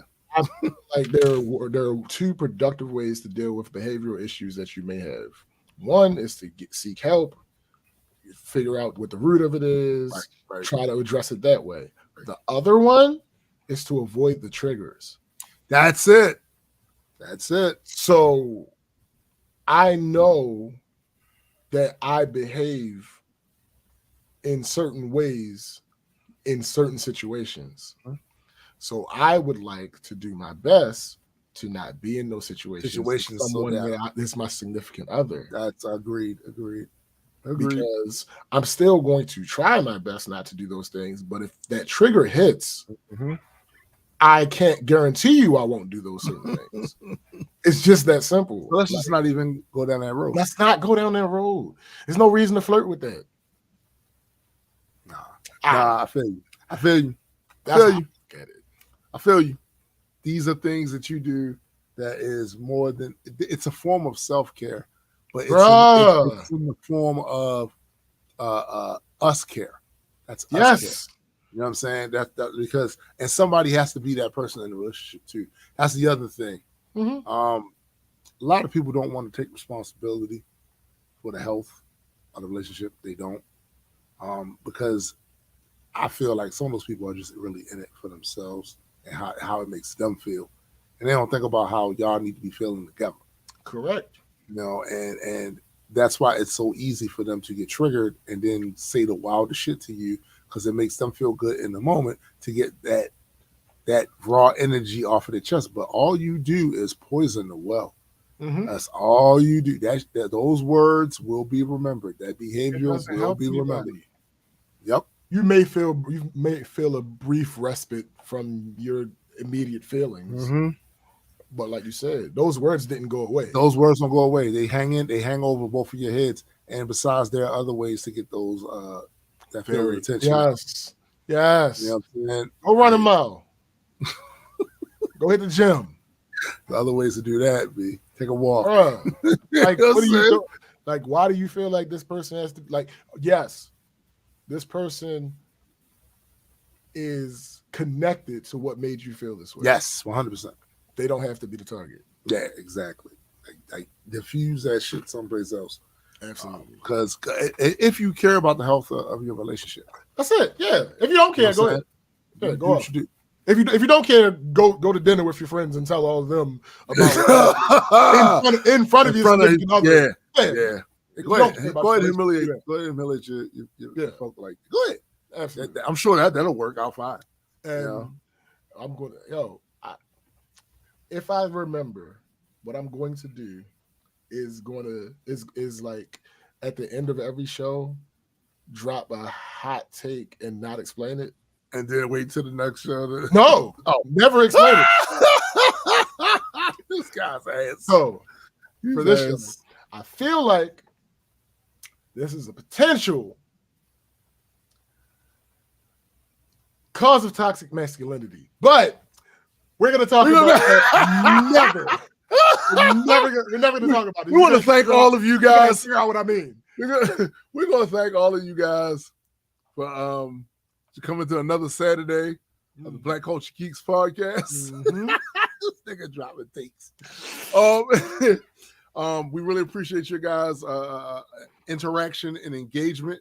Absolutely. Especially for as long as we've been doing this shit. Also, do not forget to check out my man Jay the Nerd's channel. He has been broadcasting, so go check that out.